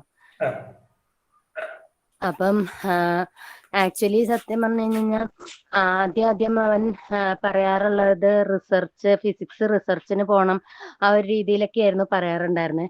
പക്ഷെ ഇപ്പം അഡ്വാൻസ്ഡിനകത്ത് ഇപ്പം ഹൈദരാബാദിലുള്ള IIIT അവിടെയൊക്കെയാണെന്ന് തോന്നുന്നു ഈ സാറ് പറഞ്ഞ മാതിരി ആർട്ടിഫിഷ്യൽ ഇന്റലിജൻസിന്റെ ഒക്കെ പുതിയ കോഴ്സുകൾ തുടങ്ങുന്നുണ്ട്. IIT ഖരഗ്പൂർ അങ്ങനെയൊക്കെ. കേക്കുണ്ടോ? ഹലോ. അപ്പം ഇപ്പൊക്കെ ആളുടെ ഒരു തോട്ട് പ്രോസസ്സ് മാറിയിട്ടുണ്ട്. കുറച്ചും കൂടി ആ രീതിയിലുള്ള കാര്യങ്ങള് നല്ലതായിരിക്കും. ഫിസിക്സ് റിലേറ്റ് ചെയ്ത് കൊണ്ട് ഈ റോബോട്ട്, ആർട്ടിഫിഷ്യൽ ഇന്റലിജൻസ് അങ്ങനത്തെ കാര്യങ്ങളൊക്കെ ചിന്തയിൽ വരുന്നുണ്ട്. അങ്ങനത്തെ കാര്യങ്ങൾ നമുക്ക് ഈ ഭാവിയിൽ നമുക്കതിന് ജോലി സാധ്യത അങ്ങനത്തെ ഒക്കെ ഉണ്ടാവുമോ? അതോ പുതിയ കോഴ്സ് ആയതുകൊണ്ട് അതിലൊക്കെ ഒന്നും അറിയാത്തോണ്ട് അതൊക്കെ അങ്ങനത്തെ ഒക്കെ എടുത്താൽ നമുക്ക് വിഷയം വരുമോ? ഇല്ല, ആർട്ടിഫിഷ്യൽ ഇന്റലിജൻസ് എങ്ങനെയായാലും ഇപ്പോൾ ഉള്ളൊരു എമർജിങ്, ഞാൻ പറയുന്നത് എനിക്ക് തിരിച്ചു കേൾക്കുന്നു. മ്യൂട്ട് ചെയ്യാൻ പറ്റുമോ? ഹലോ ഹലോ, ഞാൻ പറയുന്നത് എനിക്ക് തിരിച്ചു കേൾക്കുന്നുണ്ടോ? ഞാൻ പറയുന്നത് തന്നെ എനിക്ക് തിരിച്ചു കേൾക്കും. അത് എന്തോ ഒന്ന് മ്യൂട്ട് ചെയ്താൽ മതി, അപ്പൊ ക്ലിയർ ആവും. ഓക്കെ ശരി. ഞാൻ പറഞ്ഞതെന്ന് വെച്ചാൽ ആർട്ടിഫിഷ്യൽ ഇന്റലിജൻസ് വളരെ നല്ല കോഴ്സാണ്. അത് നമുക്ക് റിസർച്ച് ചെയ്യാൻ, ഫിസിക്സ് റിസർച്ച് ചെയ്യാം എന്നുള്ളത് എന്തായാലും ഒരു നല്ല ഓപ്ഷൻ തന്നെയാണ്. ശരിക്കും ആർട്ടിഫിഷ്യൽ ഇന്റലിജൻസിലേക്ക് ഇഷ്ടം തോന്നുന്നുണ്ടെങ്കിൽ നമുക്ക് അതിനകത്തേക്ക് മുന്നോട്ട് പോകുന്നതുകൊണ്ട് എന്തുകൊണ്ടും കുഴപ്പമില്ലാതെ നല്ലത് തന്നെയാണ് എന്നാണ് ആദ്യമായിട്ട് പറയാനുള്ളത്. ഫസ്റ്റ് സ്റ്റേറ്റ്മെന്റ് ആയിട്ട് പറയാനുള്ളത് നല്ലത് തന്നെയാണ്, മുന്നോട്ട് പോകുന്നത് നല്ലതാണ് എന്ന് പറയാം. അതിന്റെ കൂടെ ആഡ് ഓൺ ആയിട്ട് പറയാൻ പറ്റുന്ന ഒരു കാര്യം, ആർട്ടിഫിഷ്യൽ ഇന്റലിജൻസ് നമ്മൾ ശരിക്കും എന്താണെന്ന് വെച്ച് കഴിഞ്ഞാൽ നമ്മളത് ഒരു ടെക്നോളജി നമ്മൾ പഠിക്കുമ്പോൾ അത് നമുക്ക് പല വെറൈറ്റി ഓഫ് ഫീൽഡ്സിൽ നമുക്ക് ഉപയോഗിക്കാൻ കഴിയുകയും ഭാവിയിൽ നമ്മളിത് പഠിച്ചു കഴിഞ്ഞിട്ട് വേണമെങ്കിൽ ഫിസിക്സിൽ തന്നെ, ആസ്ട്രോഫിസിക്സിലോ ഏതെങ്കിലും ഏരിയയിൽ ആർട്ടിഫിഷ്യൽ ഇന്റലിജൻസ് ടെക്നിക്സ് ഉപയോഗിച്ചിട്ട്, ഡാറ്റ സയൻസ് പോലുള്ള ടെക്നിക്സ് ഉപയോഗിച്ചിട്ട് വർക്ക് ചെയ്യാൻ കഴിയും. അതുകൊണ്ട് ആർട്ടിഫിഷ്യൽ ഇന്റലിജൻസ് AI കോഴ്സിന് ഏതെങ്കിലും ബിടെക് AI സ്പെഷ്യലൈസ്ഡ് AI ഒക്കെ ഇപ്പൊ വരുന്നുണ്ട്. ഞാൻ നേരത്തെ പറഞ്ഞ പോലെ മൈനേഴ്സ് പോലത്തുള്ള വേറൊരു ഓപ്ഷനാണ് ഹോണേഴ്സ് എന്ന് പറഞ്ഞിട്ട്. ഇപ്പൊ ബിടെക് CSC എടുത്തിട്ട് CSCയില് ബിടെക് കമ്പ്യൂട്ടർ സയൻസ് എന്ന് പറയുമ്പോൾ കമ്പ്യൂട്ടർ സയൻസിന്റെ എല്ലാ ടോപ്പിക്കും വരികയും അതിനകത്ത് തന്നെ നമുക്ക് ആർട്ടിഫിഷ്യൽ AIയില് മാത്രം ഹോണേഴ്സ്, സ്പെഷ്യലായിട്ട് ഹോണേഴ്സ് ഡിഗ്രി കൂടെ കിട്ടുന്ന തരത്തിലുള്ള കോഴ്സുകൾ IITകളിലൊക്കെ തുടങ്ങിയിട്ടുണ്ട്. അങ്ങനെ മുന്നോട്ട് പോകുന്നത് വളരെ നല്ലതായിരിക്കും എന്നാണ് എനിക്ക് തോന്നുന്നത്. Thank you sir. ഓക്കെ. എന്നുവെച്ചാൽ ഇത് AI ശരിക്കും നമുക്കതിന് ആപ്ലിക്കേഷൻ, അതിന്റെ ആപ്ലിക്കേഷൻ വെച്ചാൽ അതൊരു ടെക്നിക്ക് ശരിക്കും അത് നമുക്ക് വെറൈറ്റി ഓഫ് ഫീൽഡ്സിൽ നമുക്കത് ഉപയോഗിക്കും. ഉദാഹരണത്തിന് പറഞ്ഞു കഴിഞ്ഞാൽ മെഡിക്കൽ ഫീൽഡിൽ മെഡിക്കൽ ഇമേജ് പ്രോസസ്സിംഗ് എന്ന് വെച്ചാൽ AI techniques medical image processing എന്നുള്ളത് ഒരു ഇപ്പോൾ ഉള്ള ഒരു കറന്റ് റിസർച്ച് ഏരിയയാണ്. ഇമേജ് പ്രോസസ്സിംഗ് മാത്രമല്ല, medical data, EEG data, EEG data, എൻ്റെ ഒരു കൊളീഗ് EEG ഡാറ്റയിൽ ആണ് റിസർച്ച് ചെയ്യുന്നത്. അപ്പോ ഈ ടെക്നിക്ക് ഉപയോഗിച്ചിട്ട് പല ഫീൽഡില് നമുക്ക് വർക്ക് ചെയ്യാൻ കഴിയും. മെഡിക്കൽ ഫീൽഡിൽ എങ്ങനെ നമുക്ക് കമ്പ്യൂട്ടിംഗ് ഇന്റലിജൻസ് എങ്ങനെ കൊണ്ടുവരാൻ പറ്റും. ആർട്ടിഫിഷ്യൽ ഇന്റലിജൻസ് എന്ന് വെച്ച് കഴിഞ്ഞാൽ ശരിക്കും എന്താണ് ഉദ്ദേശിക്കുന്നത് എന്ന് വെച്ച് കഴിഞ്ഞാൽ കമ്പ്യൂട്ടേഴ്സ് ഫാസ്റ്റ് ആണല്ലോ, കമ്പ്യൂട്ടേഷണൽ പവർ കൂടുതലാണ്. നമുക്ക് ഹ്യൂമൻ ബ്രെയിനിന് എപ്പോഴും കമ്പ്യൂട്ടർ സയൻസിന്റെ ഭാഷയിൽ പറഞ്ഞാൽ 3 വേരിയബിളെ നമുക്ക് 3 കാര്യങ്ങളെ നമുക്ക് അറ്റ് എ ടൈം നമുക്ക് മനസ്സിൽ വെക്കാൻ പറ്റുള്ളൂ. അതിൽ കൂടുതൽ കോംപ്ലക്സ് ആയിട്ടുള്ള കാര്യങ്ങൾ നമുക്ക് നമ്മളുടെ ഹ്യൂമൻ ബ്രെയിനിന് ഹാൻഡിൽ ചെയ്യാൻ പറ്റില്ല. അപ്പൊ കമ്പ്യൂട്ടേഴ്സിന് അങ്ങനെയല്ല. കമ്പ്യൂട്ടേഴ്സിന് കൂടുതൽ കോംപ്ലക്സ് ആയിട്ടുള്ള കാര്യങ്ങൾ ചെയ്യാൻ കഴിയും. അപ്പോ ഹ്യൂമൻ ഇന്റലിജൻസ് കമ്പ്യൂട്ടിംഗ് ഡിവൈസസിൽ എങ്ങനെ ഇൻകോർപ്പറേറ്റ് ചെയ്യാം എന്നുള്ളതാണ് നമ്മൾ AI പഠിക്കാൻ. അപ്പോ നമ്മളുടെ കമ്പ്യൂട്ടറിന്റെ ബുദ്ധി എങ്ങനെ നമുക്ക് ഒരു ഹ്യൂമൻ ഇന്റലിജൻസിന്റെ രീതിയിൽ ഉപയോഗിച്ച് കൊണ്ടുവരാം എന്നുള്ള രീതിയിൽ വരുമ്പോ അത് പല ഫീൽഡിൽ നമുക്കത് ഉപയോഗിക്കാൻ പറ്റും. അപ്പോ അങ്ങനെ മുമ്പോട്ട് പോകുന്നത് കൊണ്ട് എന്തായാലും ഇനി ഭാവി എങ്ങനെയായാലും നമ്മളുടെ AI തന്നെയാണ്. അത് എങ്ങനെയാന്ന് വെച്ച് കഴിഞ്ഞാൽ അത് കമ്പ്യൂട്ടർ സയൻസിന്റെ ഒരു പോർഷൻ ആയിട്ടാണ് ഇപ്പം പല യൂണിവേഴ്സിറ്റിയിലും ഉള്ളത്. അതെന്താന്ന് വെച്ച് കഴിഞ്ഞാൽ അത് ഇവോൾവ് ആയിക്കൊണ്ടിരിക്കുകയാണ്. ശരിക്കും കുറച്ച് കഴിഞ്ഞാല് ബിടെക് ഇൻ AI തന്നെ ഉണ്ടാകുമോ എന്ന് ചിലപ്പോൾ ഉണ്ടാവാൻ ചാൻസ് ഉണ്ട്. കാരണം എന്താ പറയുക, നമ്മുടെ പണ്ട് നമ്മളുടെ ഇപ്പം എന്റെ ടീച്ചേഴ്സ് ഒക്കെ, എന്റെ അച്ഛനൊക്കെ ആ ഒരു ജനറേഷനിലുള്ള ആൾക്കാർ പഠിച്ചിരുന്ന സമയത്ത്, ഇപ്പോൾ 50-60 വയസ്സുള്ള ആൾക്കാരൊക്കെ ബിടെക് പഠിക്കുന്ന സമയത്ത് കമ്പ്യൂട്ടർ സയൻസ് ഉണ്ടായിരുന്നില്ല. ഞങ്ങൾ പഠിച്ചിരുന്നത് ബിടെക് ഇലക്ട്രിക്കൽ എഞ്ചിനീയറിംഗ് പഠിച്ചിരുന്ന ആൾക്കാരാണല്ലോ. ബിടെക് ഇലക്ട്രിക്കൽ എഞ്ചിനീയറിംഗ് ട്രിപ്പിളിന്റെ ഒരു ഭാഗമായിരുന്നു കമ്പ്യൂട്ടർ സയൻസും ഇലക്ട്രോണിക്സും എല്ലാം. അത് മാറി അതിപ്പോ ഒരു ഡിപ്പാർട്ട്മെന്റ് ആയതുപോലെ ഇപ്പോൾ തന്നെ ഈ അക്കാഡമിക് ഇയർ തന്നെ ആൾക്കാർ സ്പെഷ്യലൈസ് ആവാൻ തുടങ്ങുന്നുണ്ട്. അപ്പൊ കമ്പ്യൂട്ടർ സയൻസിന്റെ സ്പെഷ്യലൈസ്ഡ് ബ്രാഞ്ചുകളായി മാറാൻ മിക്കവാറും ഇനി മുമ്പോട്ട് അത് AI മെഷീൻ ലേണിംഗും കമ്പ്യൂട്ടർ വിഷനും ഒക്കെ ഡിഫറെന്റ് ഡിപ്പാർട്ട്മെന്റ്സ് ആയി മാറാൻ പോവുകയാണ്. അതുകൊണ്ട് ആ രീതിയിൽ മുന്നോട്ട് പോകുന്നതുകൊണ്ട് എന്തായാലും തെറ്റില്ല, നല്ലത് തന്നെയാണ് എന്നാണ് എനിക്ക് തോന്നുന്നത്. Thank you sir. ഓക്കെ, സന്തോഷം. Thank U. ഇനി ഡോക്ടർ മനുവിന് ബാക്കി പ്രസന്റ് ചെയ്യാൻ എന്തെങ്കിലും ഉണ്ടോ? ഇതിനകത്ത് ബാക്കി പ്രസന്റ് ചെയ്യാൻ ചെറിയ 1-2 കാര്യങ്ങളും കൂടി ഉണ്ടാവും. അതും കൂടി അങ്ങ് പറഞ്ഞാൽ നമുക്ക് ബാക്കിയുള്ളവരൊക്കെ ആക്കായിരുന്നു. ശരി, ഞാൻ ഒന്നുകൂടി ഷെയർ ചെയ്യാം.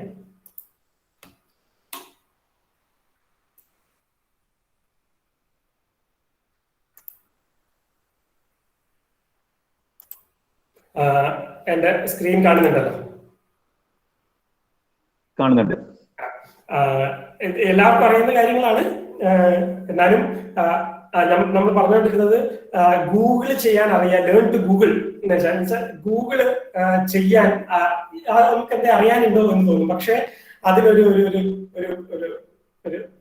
ബ്യൂട്ടി ഉണ്ട്, ഒരു നാക്ക് ഉണ്ട്. നമ്മൾ മനസ്സിലാക്കിയിരിക്കേണ്ടത് ഇനി അങ്ങോട്ടുള്ള കാലത്ത് അത് നിർബന്ധമാണ് ആയിട്ടുള്ള ഒരു കാര്യമാണ്. കാരണം എല്ലാ വിവരങ്ങളും ഇന്റർനെറ്റ് എന്ന് വെച്ച് കഴിഞ്ഞാൽ ചക്രത്തിന്റെ കണ്ടുപിടുത്തം പോലെ, തീയുടെ കണ്ടുപിടുത്തം പോലെ, ഇലക്ട്രിസിറ്റിയുടെ കണ്ടുപിടുത്തം പോലെ ഇന്റർനെറ്റ് ഒരു ഉണ്ടാക്കിയ ഒരു ഷിഫ്റ്റ് ആണ്. നമ്മളെ മാൻകൈൻഡ് ഉണ്ടാക്കിയ ഒരു ഷിഫ്റ്റ് ആണ്. അതുകൊണ്ട് ഒരുപാട് ഡാറ്റ നമ്മളുടെ ഫിംഗർ പ്രിന്റിൽ അവൈലബിൾ ആണ്. അത് നമ്മൾക്ക് കണ്ടുപിടിക്കാൻ പഠിക്കുക എന്നുള്ളത്, കണ്ടുപിടിക്കാനുള്ള നാക്ക് കിട്ടുക എന്നുള്ളത് നിർബന്ധമാണ്. അത് നമ്മൾ എങ്ങനെ നമ്മളുടെ ആ ക്വസ്റ്റ്യൻ അതിനകത്ത് എഴുതുന്നു എന്നുള്ളതിനനുസരിച്ചാണ് നമുക്ക് അതിന്റെ ആൻസർ നമുക്ക് അവിടെ നിന്ന് ഇങ്ങോട്ട് ഡാറ്റ കിട്ടുക. അത് നമ്മൾ ചെയ്ത് തന്നെ പഠിക്കേണ്ടതാണ്. നമ്മളുടെ സിനിമയിൽ മഹേഷിന്റെ പ്രതികാരത്തിൽ എന്ന് പറഞ്ഞ സിനിമയിൽ പറയുന്നത് പോലെ ഫോട്ടോഗ്രാഫി പഠിപ്പിക്കാൻ പറ്റില്ല, പക്ഷെ പഠിക്കാൻ പറ്റും എന്ന് പറയുന്നത് പോലെ ഗൂഗിൾ ചെയ്യാൻ പഠിപ്പിക്കാൻ പറ്റില്ല, പക്ഷെ അത് നമ്മൾ പഠിച്ചെടുക്കുക ചെയ്യേണ്ട കാര്യമാണ്. പിന്നെ എങ്ങനെയാണ് how to prepare for exams, എന്നൊക്കെ നമുക്ക് എല്ലാവരും ഒരുപാട് കേട്ടിട്ടില്ലായിരിക്കും, നമുക്ക് എല്ലാവർക്കും അറിയുന്നതാണ്. നമ്മൾ അതിൻ്റെ അകത്തൊരു കാര്യം പറയാനുള്ളത്, ഞാൻ ചെയ്തിരുന്ന ഒരു കാര്യം പറയാവുന്നത്, നമ്മള് കോമ്പറ്റേറ്റീവ് എക്സാമിനാണെങ്കിലും നമ്മൾ പഠിച്ചുകൊണ്ടിരിക്കുന്ന ഒരു കാലം ഉണ്ടാവില്ല. എന്ന് വെച്ചാൽ നമ്മൾ അതിന് പ്രിപ്പയർ ചെയ്യുന്ന ഒരു കാലത്ത് നമ്മളൊരു ലോഗ് ബുക്ക് എന്ന് വെച്ചാൽ നമ്മൾ എന്താണ് പഠിച്ചത് എന്ന്, ലോഗ് ബുക്ക് എന്ന് വെച്ചാൽ നമ്മളൊരു ഡയറി, നമ്മളെ സാധാരണ നമ്മൾ എഴുതുന്ന ഡയറി എന്നുള്ള രീതിയിലല്ല, നമ്മൾ ഓരോ ദിവസവും പഠിച്ചത് എന്താണ്. അതിപ്പോ നമ്മൾ റിസർച്ച് ചെയ്യുകയാണെങ്കിലും നമ്മൾ എന്ത് ചെയ്യുകയാണെങ്കിലും നമ്മളുടെ നമ്മളെ വർക്ക് ചെയ്യുന്ന കാര്യത്താണെങ്കിലും നമ്മളൊരു ലോഗ് ബുക്ക് മെയിൻറ്റെയിൻ ചെയ്യാൻ തുടങ്ങി കഴിഞ്ഞാൽ വളരെയധികം അത് ഉപകാരമായിരിക്കും. ലോഗ് ബുക്ക് നമ്മൾ ഇന്ന ദിവസം അതിന് ഞാൻ കോമ്പറ്റേറ്റീവ് എക്സാമിന് പഠിച്ചുകൊണ്ടിരുന്ന കാലത്താണ് ഞാൻ ലോഗ് ബുക്ക് മെയിൻറ്റെയിൻ ചെയ്യാൻ തുടങ്ങിയതും എന്റെ നോട്ട്ബുക്കിൽ ഡേറ്റ് എഴുതാൻ തുടങ്ങിയതും ആ കാലത്താണ്. നോട്ട്ബുക്കിൽ ഡേറ്റ് എഴുതിയിട്ട് അന്നത്തെ ദിവസത്തെ നമ്മൾ പഠിക്കുന്നതോ അല്ല അന്ന് നമ്മൾ ചെയ്യുന്ന കാര്യങ്ങളോ എഴുതുന്ന ഒരു ശീലം ഉണ്ടാക്കി കഴിഞ്ഞാൽ അത് നമ്മളെ വളരെയധികം മുന്നോട്ട് പോകാൻ സഹായിക്കും എന്നുള്ളതാണ്. നമ്മൾ മാർജിനിൽ ഡേറ്റ് നമ്മൾ ഡേറ്റ് വൈസ് ഉപയോഗിച്ച് ഇപ്പൊ ഞാനത് ടൈമും കൂടെ എഴുതാൻ തുടങ്ങിയിട്ടുണ്ട്. ഞാൻ ലോഗ് ബുക്ക് ഞാൻ ദിവസവും ചെയ്യുന്ന വർക്കിന്റെ ഞാൻ ലോഗ് ബുക്ക് ഞാൻ ക്രിയേറ്റ് ചെയ്യുന്നുണ്ട്. നമ്മള് അതിനെ കൊണ്ടുള്ള ഗുണം എന്താന്ന് വെച്ച് കഴിഞ്ഞാല് നമുക്ക് നമ്മളുടെ ടൈം, നമുക്ക് ഏറ്റവും ആയിട്ടുള്ള നമ്മളുടെ ഒരു റിസോഴ്സ് ആണ്, നമുക്ക് ആവശ്യമുള്ള ഒരു സാധനമാണ് ടൈം നമുക്ക് മാനേജ് ചെയ്യാനും പറ്റും, ടൈം നമുക്ക് പുറകോട്ട് പോകാനും പറ്റും. നമുക്ക് നമ്മളുടെ ജീവിതത്തില് ഒരു ലോഗ് ഉണ്ടാവുമല്ലോ, നമ്മുടെ ഒരു റൂട്ട് മാപ്പ്, നമ്മൾ എന്തൊക്കെയാണ് ചെയ്തത് എന്നുള്ള അത് റിസർച്ച് ചെയ്യുന്ന സമയത്തായിരുന്നു എനിക്ക് അത് ഏറ്റവും കൂടുതൽ ഉപകാരം ഉണ്ടായിരുന്നത്. കാരണം എന്താ വെച്ചാല് നമ്മളൊരു കാര്യം, നമ്മളൊരു പ്രോഗ്രാം റൺ ചെയ്യുക എന്തെങ്കിലും ചെയ്തു കഴിഞ്ഞാൽ നമുക്കൊരു ഔട്ട്പുട്ട് കിട്ടിയിട്ടുണ്ടാവും. അത് നമ്മൾ ചെയ്ത് കുറച്ച് കഴിയുമ്പം അത് കഴിഞ്ഞു പോയി, നമ്മൾ അതെവിടെ കുറിച്ച് വെച്ചില്ല എന്നിട്ട് കുറച്ച് ദിവസം കഴിഞ്ഞിട്ട് നമ്മൾ അത് ചെയ്യും, അയ്യോ എനിക്ക് ഇതിന്റെ ഔട്ട്പുട്ട് കിട്ടിയിരുന്നല്ലോ, ഇപ്പൊ എനിക്ക് അത് കിട്ടുന്നില്ല, അത് എങ്ങനെയാണ് കിട്ടിയത്, ഇത് കിട്ടിയിരുന്നോ, ഏതാണ് കിട്ടിയിരുന്നത് എന്നുള്ളതൊക്കെ നമ്മളൊന്ന് നോട്ട് ചെയ്ത് വെച്ചിട്ടുണ്ടെങ്കിൽ നമുക്കത് റീകോൾ ചെയ്യാൻ, കുറച്ച് കഴിഞ്ഞിട്ട് റീകോൾ ചെയ്യാൻ വളരെ ഉപകാരമായിരിക്കും. ഇപ്പൊ നമ്മൾ എക്സാമിന് പോവുകയാണെങ്കിലും എല്ലാ കാര്യത്തിലും നമ്മൾ വർക്ക് ചെയ്യുകയാണെങ്കിലും ഒക്കെ ലോഗ് ബുക്ക് എഴുതുന്ന ഹാബിറ്റ് ടൈം മാനേജ്മെന്റിന് വളരെ നമ്മൾ എന്തായാലും നമുക്ക് ഉണ്ടാക്കാൻ പറ്റുന്ന ഒരു ശീലമാണ്. അതേപോലെ ഇന്റർവ്യൂ അറ്റൻഡ് ചെയ്യുമ്പം നമ്മൾ ശ്രദ്ധിക്കേണ്ട കാര്യങ്ങൾ, കോൺഫിഡന്റ് ആയിട്ടും നമ്മളുടെ ടെമ്പർ വിടാതെ കാമായിട്ടും നമ്മള് പേടിച്ചു പോവാതെയും നമ്മൾ ചോദിക്കുന്ന ക്വസ്റ്റ്യൻ നമ്മൾ ശ്രദ്ധിച്ച് കേൾക്കുന്നുണ്ട്. ഇന്റർവ്യൂവർ അതൊക്കെയായിരിക്കും നമ്മൾ ചില സമയത്ത് നമ്മളുടെ ക്വസ്റ്റ്യൻസ് അവര് നമ്മളിൽ നിന്ന് അവരുദ്ദേശിക്കുന്ന ആൻസർ തന്നെ കിട്ടിക്കോളെന്ന് അവർ വിചാരിക്കുന്നുണ്ടാവില്ല. ഒരാള് ഒരു ഇന്റർവ്യൂവർ, പല തരത്തിലുള്ള ഇന്റർവ്യൂ ഉണ്ട്, എന്നാലും ഇന്റർവ്യൂവർ ചിലപ്പോൾ ഒരു കാര്യത്തിന് ഒരു ക്വസ്റ്റ്യനെ അല്ലെങ്കിൽ ഒരു പർട്ടിക്കുലർ സംഭവത്തെ നമ്മൾ എങ്ങനെ അപ്രോച്ച് ചെയ്യുന്നു, ആ ഇന്റർവ്യൂയി എങ്ങനെ അപ്രോച്ച് ചെയ്യുന്നു, ആ കാൻഡിഡേറ്റ് എങ്ങനെ അപ്രോച്ച് ചെയ്യുന്നു എന്നുള്ളതും കൂടെ പലരും ശ്രദ്ധിക്കുന്ന ഒരു കാര്യമാണ് ഇന്റർവ്യൂവില്. ഉദാഹരണം പറയുകയാണെങ്കിൽ എന്റെ ആദ്യത്തെ ഫസ്റ്റ് ജോബ് ഇന്റർവ്യൂവില് ഞാൻ പല ക്വസ്റ്റ്യൻസിനും ആൻസർ പറഞ്ഞിരുന്നില്ല, പക്ഷെ എനിക്ക് ജോലി കിട്ടി. അപ്പോ അദ്ദേഹം ഇന്റർവ്യൂവർ പറഞ്ഞിരുന്ന ഒരു കാര്യമാണ്, നിങ്ങളിപ്പം പല ചോദ്യത്തിന് ഉത്തരം പറഞ്ഞിരുന്നില്ല, പക്ഷേ നിങ്ങളുടെ ഒരു പ്ലസ് പോയിന്റ് ആയിട്ട് വേണമെങ്കിൽ ഞാൻ പറഞ്ഞുതരാം, നിങ്ങൾ സംസാരിച്ചുകൊണ്ടിരിക്കുന്ന സമയത്ത് നിങ്ങൾ ചിരിക്കുന്നുണ്ടായിരുന്നു എന്ന് പറഞ്ഞു. എന്നുവെച്ചാൽ ഒരു സ്മൈലിംഗ് ഫേസ് നിങ്ങളുടെ മുഖത്തുണ്ടായിരുന്നു, നിങ്ങൾ കുറച്ച് കോൺഫിഡന്റ് ആയിരുന്നു എന്നുള്ളത് കൊണ്ടാണ് ആ ഒരു നല്ല പ്ലസ് പോയിന്റ് ആണ്, try to keep it up എന്ന് പറഞ്ഞു. അപ്പോ അങ്ങനെയുള്ള കാര്യങ്ങൾ നമ്മൾ ശ്രദ്ധിക്കണം എന്നാണ് നമ്മള്. പിന്നെ നമുക്കൊരു അറിയാത്തൊരു ക്വസ്റ്റ്യൻ ആണെങ്കിൽ നമുക്ക് ഇങ്ങോട്ട് ഇന്റർവ്യൂവിൽ കിട്ടുന്നുവെങ്കിൽ അതിന്റെ ആൻസർ നമ്മൾ ചിന്തിക്കുന്നുണ്ട് എന്ന് അദ്ദേഹത്തെ മനസ്സിലാക്കിക്കാൻ വേണ്ടിയിട്ട് നമ്മളുടെ വഴികൾ, നമ്മൾ ആ ഇന്റർവ്യൂവിലേക്ക് നമ്മൾ ആ ആൻസറിലേക്ക് എത്തുന്ന വഴികൾ നമ്മൾ അയാളോട് പറയാം. ഇപ്പൊ ഒരു ക്വസ്റ്റ്യൻ ആണെങ്കിൽ നമ്മളിപ്പം മാത്സിലൊക്കെ നമ്മൾ വഴികൾ എഴുതില്ലേ, അതുപോലെ നമ്മൾ ഓരോ ചിന്തിക്കുന്ന സ്റ്റെപ്പ് ബൈ സ്റ്റെപ്പ് ചിന്തിക്കുന്നതും ഇന്റർവ്യൂവറോട് പറയുമ്പോൾ അദ്ദേഹം രണ്ട് കാര്യങ്ങളാണ്, അയാള് ഈ ക്വസ്റ്റ്യനെ അപ്രോച്ച് ചെയ്യുന്നുണ്ട് എന്ന് അദ്ദേഹത്തിന് മനസ്സിലാവും. നമ്മൾ അപ്രോച്ച് ചെയ്യുന്ന വഴി ചിലപ്പോൾ അയാള് ഒരു ആൻസറിലേക്ക് എത്തുന്ന വഴി ആയിരിക്കില്ല. അപ്പം ആ വഴി കൂടുതൽ നല്ലതാണെങ്കിൽ ആ ഒരു അഡ്വാൻറ്റേജ് കിട്ടും. അങ്ങനെ പല കാര്യങ്ങളുണ്ട്. അത് ആണ് നമ്മൾ ഇന്റർവ്യൂ അറ്റൻഡ് ചെയ്യുമ്പം നമ്മൾ ശ്രദ്ധിക്കേണ്ട കാര്യങ്ങൾ. പിന്നെ അത് കൂടാതെ ഒരു എക്സ്ട്രാ പോയിന്റ് ആയിട്ട് പറയേണ്ടതാണ് ഞാൻ ലാസ്റ്റ് എഴുതിയിട്ടുള്ളത്, ഏൺ യുവർ സെൽഫ് എന്ന് വെച്ച് കഴിഞ്ഞാല് നമ്മളുടെ നാട്ടിൽ അത്ര അധികം ഇല്ലെങ്കിൽ കൂടെ പുറം രാജ്യങ്ങളിലൊക്കെ നമ്മൾ വിദ്യാർത്ഥികൾ പഠിച്ചുകൊണ്ടിരിക്കുമ്പോൾ തന്നെ അവര് പാർട്ട് ടൈം ആയിട്ട് ജോലികൾ ചെയ്യുകയും അവരെന്നെ സമ്പാദിക്കുകയും ചെയ്യാറുണ്ട്. നമ്മളും അങ്ങനെ ചെയ്യണം. എന്നുവെച്ചാൽ നമുക്ക് അപ്പോ നമ്മളുടെ മണി മാനേജ്മെന്റ് നമ്മൾ പഠിക്കുന്ന കാലത്ത് തന്നെ ഏൺ ചെയ്യാൻ തുടങ്ങുന്നത് നമ്മളുടെ ഒരു വ്യക്തിത്വ വികാസത്തിനും കരിയർ ഡെവലപ്മെന്റിനും വളരെ നല്ല കാര്യമാണ്. പക്ഷേ അങ്ങനെ ചെയ്യുമ്പോൾ നമ്മൾ മറന്നു പോവാതിരിക്കാനുള്ള കാര്യം, do not get shifted from our goal. We should be in focus towards our goal. നമ്മൾക്ക് കാശ് കിട്ടിക്കൊണ്ടിരിക്കുമ്പം നമ്മൾ വിചാരിക്കും, അങ്ങനെ വിചാരിച്ചു പോകരുത്. നമ്മൾ വിചാരിച്ചു പോകരുത് ഈ വഴി തന്നെ മുന്നോട്ട് പോയാൽ മതിയല്ലോ, മറ്റേ ഞാൻ ആദ്യം വിചാരിച്ചിരുന്ന, ഞാൻ സെറ്റ് ചെയ്തിരുന്ന ഗോളിൽ എത്താൻ ബുദ്ധിമുട്ടാണ് എന്ന് തോന്നി പോവാതെ വേണം നമ്മള് ഏൺ ചെയ്യുന്ന സമയത്ത് നമ്മൾ അത് ശ്രദ്ധിക്കേണ്ട ഒരു കാര്യമാണ്. അതിന് എന്താ ചെയ്യാൻ പറ്റുന്ന ഒരു കാര്യം എന്ന് വെച്ച് കഴിഞ്ഞാൽ, നമ്മളുടെ പാരന്റ്സിന്റെയോ അച്ഛനോ അല്ലെങ്കിൽ ആരെങ്കിലും അച്ഛൻ, അമ്മാവൻ പോലുള്ള നമ്മളുടെ മുതിർന്നവരുടെ ആരെങ്കിലും ഒരാളുടെ സൂപ്പർവിഷൻ കൂടെ ഉണ്ടാവണം.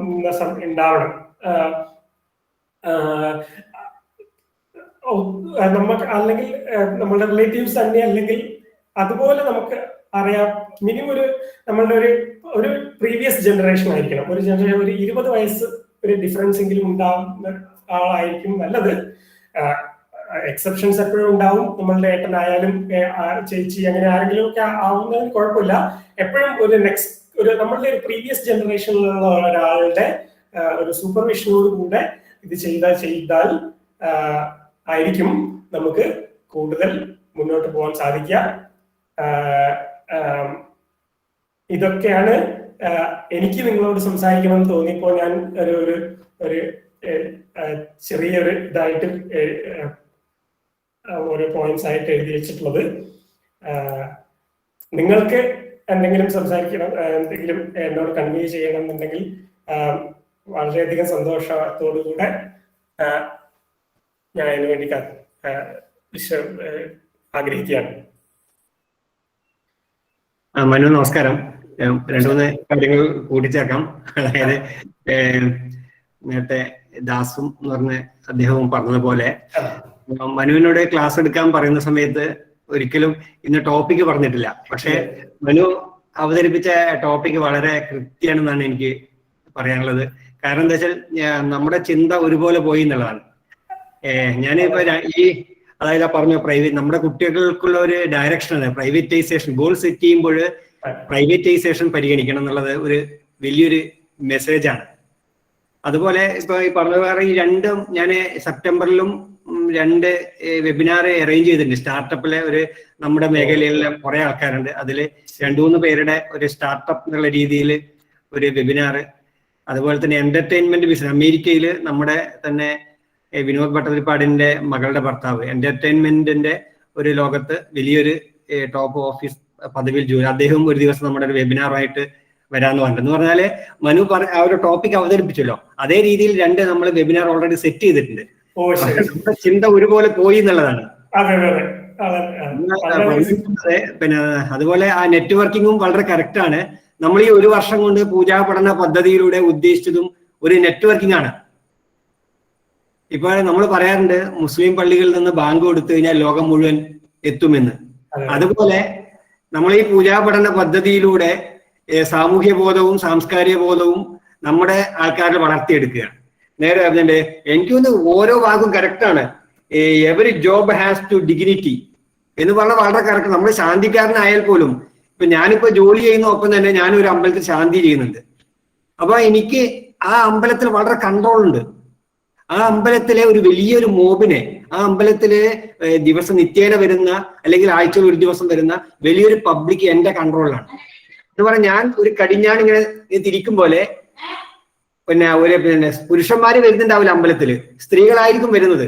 പക്ഷെ ഈ സ്ത്രീകളിലൂടെ, അമ്മമാരിലൂടെ, അല്ലെങ്കിൽ അമ്പലത്തിൽ വരുന്ന ഈ ഭാര്യമാർ, അതാണ്ട് ഓരോരുത്തർ ഭാര്യമാരായിരിക്കും വരുന്നത്, ഇവരിലൂടെ അവരുടെ വീടുകളിലെ കാര്യങ്ങളില് ഒക്കെ ഒരു എന്തെങ്കിലും ചില കാര്യങ്ങളിൽ ഒരു നിയന്ത്രണം ആ ക്ഷേത്രത്തിൽ പൂജ നടത്തുന്ന ഒരു വ്യക്തി എന്ന നിലയ്ക്ക് നമുക്ക് നടത്താൻ സാധിക്കുന്നത് എന്തുകൊണ്ടാണ്? നമ്മുടെ വ്യക്തിത്വ വികാസം കൊണ്ടാണ്. അപ്പോഴൊരു IAS കാരൻ, എനിക്ക് തോന്നുന്നു IAS കാരനേക്കാൾ വലിയ ഒരു സ്ഥാനം ചിലപ്പോൾ ശബരിമല തന്ത്രിക്ക്, ഇന്ത്യൻ പ്രസിഡന്റിനേക്കാൾ വലിയ സ്ഥാനം ശബരിമല തന്ത്രിക്കുണ്ട്. അപ്പൊ പറഞ്ഞുകൊണ്ട് ഏത് ജോബ് ആയാലും ഏത് ജോലി ആയാലും അതിലേക്കുള്ള നമ്മുടെ കാര്യക്ഷമത, അതെ മൈൻഡ് സെറ്റ് ചെയ്യാന്നുള്ളത് അത് പ്രധാനമാണ്.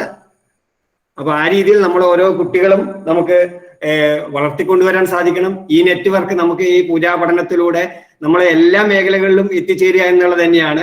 നമുക്ക് ഒരു മണി മുട്ടിയാൽ നമുക്ക് ലോകം മുഴുവൻ, അമേരിക്കയിൽ നിന്ന് ആൾ കേൾക്കുന്നുണ്ട്, ഇപ്പൊ ശ്രീഹരി കോങ്കോയിൽ നിന്നാണ്, ബഹറിൽ നിന്നുണ്ട്, ശ്രീജിത്ത് പുല്ലൂർമണ്ണ ഖത്തറിൽ നിന്നാണ്. ഇത് നമ്മളൊരു സാവധാനം ഒരു വർഷം കൊണ്ട് ഉണ്ടാക്കിയെടുത്ത നെറ്റ്വർക്കിംഗ് ആണ്. അപ്പൊ ഇതുപോലെ എല്ലാവരുടെയും പിന്തുണ ഉണ്ടാവുകയാണെങ്കിൽ നമുക്കിത് വലിയ ഒരു നെറ്റ്വർക്കിംഗ് ആക്കിയിട്ട് നമ്മുടെ സമാജത്തിലെ, നമ്മുടെ ഇല്ലത്തുള്ള നമ്മുടെ കുട്ടികൾക്ക് ഭാവി നല്ല രീതിയിൽ കെട്ടിപ്പടുക്കാനുള്ള ഉപദേശ നിർദ്ദേശങ്ങൾ നമ്മുടെ ഏട്ടന്മാരിൽ നിന്നും നമ്മുടെ അമ്മാവന്മാരിൽ നിന്നും ഒക്കെ നേടിയെടുക്കാനും അത് നമുക്ക് ഗുണകരമാക്കുവാനും കഴിയും. ഇനിയും കുറെ കാര്യങ്ങൾ പറയേണ്ടത് വരും ദിവസങ്ങൾ ഒരു കാര്യം കൂടി കൂട്ടിച്ചേർക്കാം. എനിക്ക് എന്താ വെച്ചാല് പൂജാ പഠനത്തിലെയും ഒക്കെ കുട്ടികളുണ്ട്. ഇപ്പൊ ഞാൻ തുടക്കത്തിലെ കോതമംഗലം വാസുദേവേട്ടൻ ഋഗ്വേദ പഠനം നടത്തിയപ്പോൾ ഞാൻ സൂചിപ്പിച്ചിട്ടുണ്ട്. അദ്ദേഹം സ്റ്റാറ്റിസ്റ്റിക്കൽ ഡിപ്പാർട്ട്മെന്റിൽ വലിയൊരു ജോലി രാജിവെച്ചിട്ട് സ്വന്തം കുടുംബത്തിലെ അച്ഛനും അമ്മയും നോക്കാൻ വേണ്ടി വന്ന വ്യക്തിത്വമായിരുന്നു. അതായത് സൂചിപ്പിച്ചത് ഇപ്പൊ ഡോക്ടർ മനു, ഇപ്പൊ കഴിഞ്ഞ ദിവസം കുട്ടികൾ പറഞ്ഞിരുന്നു അവര് വന്ന വഴികൾ കൂടി കാണിക്കണമെന്ന്. ഞാൻ മനുവിനെ ക്ലാസ്സിന് ക്ഷണിക്കുന്ന സമയത്ത് എനിക്ക് അതും ഒരു ഉദ്ദേശമാണ്, നമ്മുടെ കുട്ടികളുടെ മുന്നിൽ ഒരു സന്ദേശം നൽകുക. ഡോക്ടർ മനു ഏളപ്പില എന്നത് പറഞ്ഞതിനപ്പുറം ഇതൊക്കെ പഠിക്കുന്നതോടൊപ്പം മനു പൂജ പഠിച്ചിട്ടുണ്ട്, മനു തന്ത്രം പഠിച്ചിട്ടുണ്ട്, മനു ക്ഷേത്രത്തിൽ പ്രതിഷ്ഠ പോലും കഴിച്ചിട്ടുണ്ട്. എന്റെ ഗുരുനാഥനായിട്ടുള്ള, എനിക്ക് വളരെ ഏറ്റവും ഇഷ്ടപ്പെട്ട, ഏറ്റവും മാതൃകാ പുരുഷനായിട്ടുള്ള ഏളപ്പില കുമാരേട്ടന്റെ 2 മക്കളിൽ ഒരാളാണ് മനു. അപ്പൊ നമ്മള് പൊതുവെ വലിയ വലിയ ജോലികളിലേക്കും വലിയ വലിയ ഇതിലൊക്കെ പഠിക്കുന്ന കുട്ടികള് പൂജ പഠിക്കുകയോ? അപ്പൊ ഞാനിവിടെ അവതരിപ്പിക്കുന്നത് മനുവിന് പൂജ അറിയാം, മനുവിന് തന്ത്രം അറിയാം, കലശപൂജ അറിയാം, ഇതൊക്കെ ഒപ്പം പഠിച്ചിട്ടുണ്ട്. സംസ്കൃതം അറിയാം. സാധാരണ സ്കൂളിൽ, വയനാട്ടിലെ സാധാരണ സ്കൂളിൽ പഠിച്ചിട്ടാണ്, അല്ലെ മലയാളം മീഡിയം അല്ലേ മനു പഠിച്ചത്? അതുകൊണ്ട് എനിക്ക് നമ്മുടെ കുട്ടികളുടെ മുന്നിൽ അവതരിപ്പിക്കാനുള്ളതാണ്.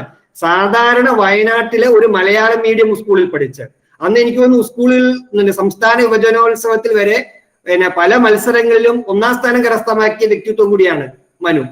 അപ്പോഴ് എന്റെ കുട്ടികൾക്ക്, ഈ പ്ലാറ്റ്ഫോമിൽ എത്തിയിട്ടുള്ള വാതായനത്തിലെ കുട്ടികൾക്ക് ഒരു മാതൃകയാക്കാനുള്ള ഒരു വ്യക്തിത്വം കൂടിയാണ് മനു എന്ന രീതിയിൽ, എന്ന അർത്ഥത്തിൽ കൂടിയാണ് മനുവിനെ ക്ഷണിക്കുകയും മനുവിനെ നിങ്ങളുടെ മുന്നിൽ അവതരിപ്പിക്കുകയും ചെയ്തത്. അപ്പോഴ് പൂജയും തന്ത്രവും സംസ്കൃതവും കലയും ഒക്കെ നമ്മുടെ സംസ്കാരത്തിന്റെ ഭാഗമാണ്. അതൊക്കെ പഠിക്കുന്ന ഒരാൾക്ക് നന്നായിട്ട് മത്സരങ്ങളിൽ, ഇന്റർവ്യൂകളിൽ ഇതിലൊക്കെ വിജയിച്ച് മുൻപന്തിയിലെത്താൻ പറ്റൂ. അല്ലാതെ പഠനം മാത്രം കൈമുതലാക്കിക്കൊണ്ട് മുന്നോട്ട് പോയാൽ ചിലപ്പോൾ എവിടെ എത്തില്ല എന്ന ഒരു സന്ദേശം കൂടി ഇവിടെ ഞാൻ സ്നേഹപൂർവ്വം പറയുന്നു. എന്തായാലും ഇനിയും മനു നമ്മുടെ കൂടെ ഉണ്ടാവും പല സെഷനുകളിലും. എന്തായാലും ഞാനൊരു വാക്ക് നമസ്കാരം. കഴിഞ്ഞിട്ടില്ല. അഭിഷേക് ഉണ്ടോ ഇതിനകത്തെ പ്ലാറ്റ്ഫോമില്?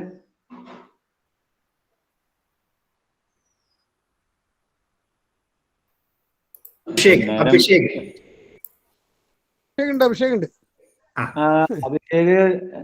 പ്രശ്നം പറയാമെന്ന് പറഞ്ഞിരുന്നു. അഭിഷേക് മകൻ തന്നെയാണോ? മോനെ നന്ദി പറയാൻ പറഞ്ഞാ?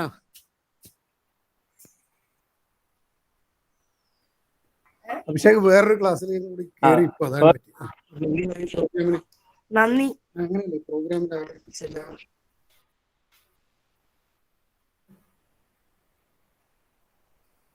നാരായണന്റെ ശബ്ദം മ്യൂട്ടഡ് ആണെന്ന് തോന്നുന്നു. റിലവൻറ്റ് സബ്ജക്റ്റ് ആയതുകൊണ്ടാണ് നമുക്ക് ഇത്രയും അങ്ങോട്ട് എക്സ്റ്റെൻഡ് ചെയ്ത് പോയത് ശരിക്കും പറഞ്ഞു കഴിഞ്ഞാൽ. അപ്പൊ അങ്ങനെ ഒരു സബ്ജക്റ്റിനകത്ത് എനിക്ക് തോന്നുന്നത് നമ്മൾ പലപ്പോഴും മനു പറഞ്ഞിട്ട് ഈ സ്റ്റാർട്ടപ്സിൻ്റെതും ബാക്കിയുള്ള സാധനങ്ങളൊക്കെ ശരിക്കും പറഞ്ഞ ഇന്നത്തെ കാലത്ത് അറിയില്ല, എത്ര ആൾക്ക് അറിയുമെന്ന് അറിയില്ല. കേരളത്തിൽ തന്നെ മോർ ദാൻ 2000 സ്റ്റാർട്ടപ്സ് അവൈലബിൾ ആണ്. ആൾ ഓവർ ഇന്ത്യ നോക്കിക്കഴിഞ്ഞാൽ ഒരുപാട് സ്റ്റാർട്ടപ്സ് ഉണ്ട്. ബേസിക്കലി കാരണം വെച്ചാൽ പുതിയ ടെക്നോളജി ഡെവലപ്പിന്റെ വരുന്നത് പലപ്പോഴും ഇതിൽ കൂടെയാണ് വരുന്നത്. പലരും നമ്മൾ സ്റ്റാർട്ടപ്സ് എന്ന് പറയുന്നത് ഒരു അടുത്ത സ്റ്റേജിലേക്ക് എത്തുമ്പോൾ അവർ വലിയ കമ്പനികളായി മാറുന്നത് നമുക്ക് കണ്ടുകൊണ്ടിരിക്കുകയാണ് ഇപ്പൊ ദിവസേന നമ്മൾ. ഞാൻ മേക്കർ വില്ലേജ് എന്ന് പറഞ്ഞ ഇവിടെ ഒരു സ്റ്റാർട്ടപ്പിന്റെ ഹബിന്റെ ടെക്നിക്കൽ ആയിട്ട് 5 വർഷം വർക്ക് ചെയ്ത്. അപ്പൊ അത് കാരണം എനിക്കറിയാം എത്ര ആൾക്കാർ കൈ കൂടെ കയറി പോയിട്ടുണ്ടോ എന്നുള്ള കാര്യം അതിനകത്തേക്ക്. അപ്പൊ പക്ഷെ അതിനകത്ത് ഏറ്റവും സങ്കടമായിട്ടൊരു ഭാഗം ഇത് തന്നെയാണ്. അതിനകത്ത് എനിക്ക് ഇത്രയും സ്റ്റാർട്ടപ്സിന് ഒരു 100 സ്റ്റാർട്ടപ്സിനെങ്കിലും ഞാൻ എന്റെ കൈ കൂടെ പോയിട്ടുണ്ട് അതിനകത്ത്. പക്ഷെ ഒരാൾ പോലും നമ്പൂരില്ലാന്നൊരു വിഷമമുണ്ട് അതിനകത്ത്. അതില്ലാന്ന് ഞാൻ പറയുന്നില്ല. അപ്പൊ അല്ല, ഇതിന്റെ എന്താ വെച്ച് കഴിഞ്ഞാല് നമ്മളെ ഇപ്പോഴും നമ്മൾ തിങ്ക് ചെയ്യുന്നത് 12th അത് കഴിഞ്ഞാൽ ഒന്നെങ്കിൽ എഞ്ചിനീയറിംഗ് അല്ലെങ്കിൽ മെഡിക്കൽ അല്ലെങ്കിൽ ഒരു ഗ്രാജുവേഷൻ. അതിനപ്പുറം ഒരു ലോകം ഉണ്ട് എന്ന് നമുക്കിപ്പോ ഇതുവരെ നമ്മൾ മനസ്സിലാക്കുന്നില്ല. ഇപ്പൊ പറഞ്ഞില്ല ആർട്ടിഫിഷ്യൽ ഇന്റലിജൻസിനെയും മെഷീൻ ലേണിങ്ങിനെയും പറ്റിയിട്ട്. ഈവൻ തൃശ്ശൂർ എഞ്ചിനീയറിംഗ് കോളേജിൽ ഇക്കൊല്ലം സ്റ്റാർട്ട് ചെയ്യാൻ പോകുന്നതാണ് ഗ്രാജുവേഷൻ. അപ്പൊ അതിപ്പോ ലേറ്റസ്റ്റ് വന്നിട്ടുള്ള ഇൻഫർമേഷൻ 4 ദിവസം ഒരാഴ്ചയായിട്ടുള്ളൂ വന്നിട്ടുള്ള ഇൻഫർമേഷൻ. അത്രയും അവര് എഞ്ചിനീയറിംഗ് തന്നെ സ്റ്റാർട്ട് ചെയ്യാണ് അതിനകത്തേക്ക്. അപ്പൊ ബേസിക്കലി അത്രയും ഇൻഫർമേഷൻസ് ഉണ്ട്. ഹാർഡ്ലി പ്രോബ്ലം എന്താ വെച്ച് കഴിഞ്ഞാൽ ഇതൊന്നും നമ്മുടെ ഇടയിലേക്ക് വരുന്നില്ല. പക്ഷെ ഇതൊക്കെ അറിയുന്ന ആൾക്കാർ ഒരുപാട് ഇവിടെ ഉണ്ട്, നമ്മുടെ ഇടയിൽ തന്നെ ഉണ്ട്. അത് ഷെയർ ചെയ്യാൻ ഇതുപോലത്തെ ഒരു പ്ലാറ്റ്ഫോമാണ് ഏറ്റവും അത്യാവശ്യം ഉണ്ടായിരുന്നത്. അതിലെന്തായാലും തന്ത്രസമാജവും ആ ഒരു ഭയങ്കര എഫേർട്ടും ഉണ്ട് ഇങ്ങനെ ഒരു ക്രിയേറ്റ് ചെയ്യാനും അത് കൊണ്ടു നടക്കാനുള്ള. കൊണ്ടു നടക്കുന്നതിനെക്കാട്ടിലും വിഷമമുള്ള ഒരു കാര്യമാണ് അത് കൊണ്ടു നടക്കാനുള്ള ഒരു എഫേർട്ടും ഉണ്ട്. അപ്പൊ അതില് എനിക്കാകെ ഇത്രേ ഉള്ളൂ. ഇപ്പോഴും എനിക്ക് വിഷമം എന്താ വെച്ച് കഴിഞ്ഞാല് ഇപ്പൊ ഞാൻ ഈ പ്ലാറ്റ്ഫോമിൽ നോക്കുകയാണ് 24-25 ആളേ ഉള്ളൂ ഇത് കേൾക്കാൻ. നമ്മൾ വിചാരിക്കുന്നത് എനിക്ക് മറ്റേ വർക്കുണ്ട്, ഈ വർക്കുണ്ട്, ആ വർക്കുണ്ട്. എല്ലാവർക്കും ലോകത്ത് 24 മണിക്കൂർ തന്നെ ഉള്ളൂ. ആ 24 മണിക്കൂർ വെച്ചിട്ട് തന്നെ എല്ലാവരും എല്ലാം ചെയ്യുന്നത്. അപ്പൊ അതിൽ ആ ടൈം മാനേജ് ചെയ്യാൻ നമ്മൾ സ്വയം പഠിക്കണം. പഠിച്ചാലാണ് നമുക്ക് ആവശ്യമുള്ളത് നമുക്ക് എത്താൻ പറ്റുള്ളൂ. അല്ലെങ്കിൽ നമ്മൾ ഏതൊക്കെയോ എന്തിൻ്റെയൊക്കെയോ പിന്നാലെ പോകും. അവസാനം നമ്മൾ എവിടെ ഒരു എയിംലെസ് ആയിട്ട് പോവുകയുള്ളൂ ബേസിക്കലി. അപ്പൊ ആ ഒരു സാധനം അങ്ങനെ ഒരു ഗൈഡ് ചെയ്ത് കൊണ്ടുപോകാനുള്ള ഒരു സെറ്റ് ഓഫ് ആൾക്കാരാണ് നമ്മുടെ ഏറ്റവും മിസ് ചെയ്തിരിക്കുന്നത്. ആ മിസ്സിംഗ് ആണ് നമുക്ക് ഇതിൽ കൂടെ നമുക്കൊരു സൊല്യൂഷൻ കണ്ടെത്താൻ പറ്റുന്നത്. എന്തായാലും വലിയൊരു എഫേർട്ട് മനുവിന് ഇങ്ങനെ ഒരു കാര്യങ്ങൾ ഇവിടെ അവതരിപ്പിക്കാൻ പറ്റിയതിലും ഞാനും ആദ്യം വിചാരിച്ചു മനു എന്താണ് സ്റ്റാർട്ട് ചെയ്യാൻ പോകുന്നത് എന്നുള്ളത്. കാരണം അതിന്റെ പക്ഷെ അവസാനം വന്നു നോക്കിയപ്പോ the most relevant things are coming out of this one എന്നുള്ളതാണ് അതിനകത്ത്. അതൊരു വലിയ കാര്യമാണ്. ആദ്യമായിട്ട് ഇതിന്റെ തന്ത്രസമാജത്തിന്റെ പേരിലും പിന്നെ ഇത് കേട്ട ശ്രോതാക്കളുടെ പേരിലും എല്ലാം ഒരിക്കലും നന്ദി പറയുന്നു ആദ്യമായിട്ട്. കാരണം എന്താ വെച്ച് കഴിഞ്ഞാൽ ഇതൊരു എനിക്ക് ആകെ അത്ര മാത്രമേ ഉള്ളൂ. ഈ ഫെസിലിറ്റീസ് ആൾക്കാർ യൂസ് ചെയ്യണം. യൂസ് ചെയ്തില്ലെങ്കിൽ ഒരു കാര്യമില്ല ബേസിക്കലി. അപ്പൊ അതിന് നടക്കട്ടെ. അഭിഷേക് എന്ത് പറയുന്നുണ്ടോ? എന്റെ 2 മിനിറ്റ് കോൾ അതാണ്. ഇല്ല, പറഞ്ഞോളൂ. ഞാൻ നിലമലയില്ലത്താണ് ഇവിടെ. പിന്നെ ഞാൻ 8th പഠിക്കുന്നു. കൊയിലാണ്ടി ബോയ്സ് സ്കൂൾ ആണ് പഠിക്കുന്നത്. പിന്നെ ഈ പ്രോഗ്രാം അവതരിപ്പിച്ച മനുവേട്ടനും ശ്രീരാമേട്ടനും എന്റെയും ഈ പ്ലാറ്റ്ഫോമിന്റെയും വക നന്ദി അറിയിക്കുന്നു.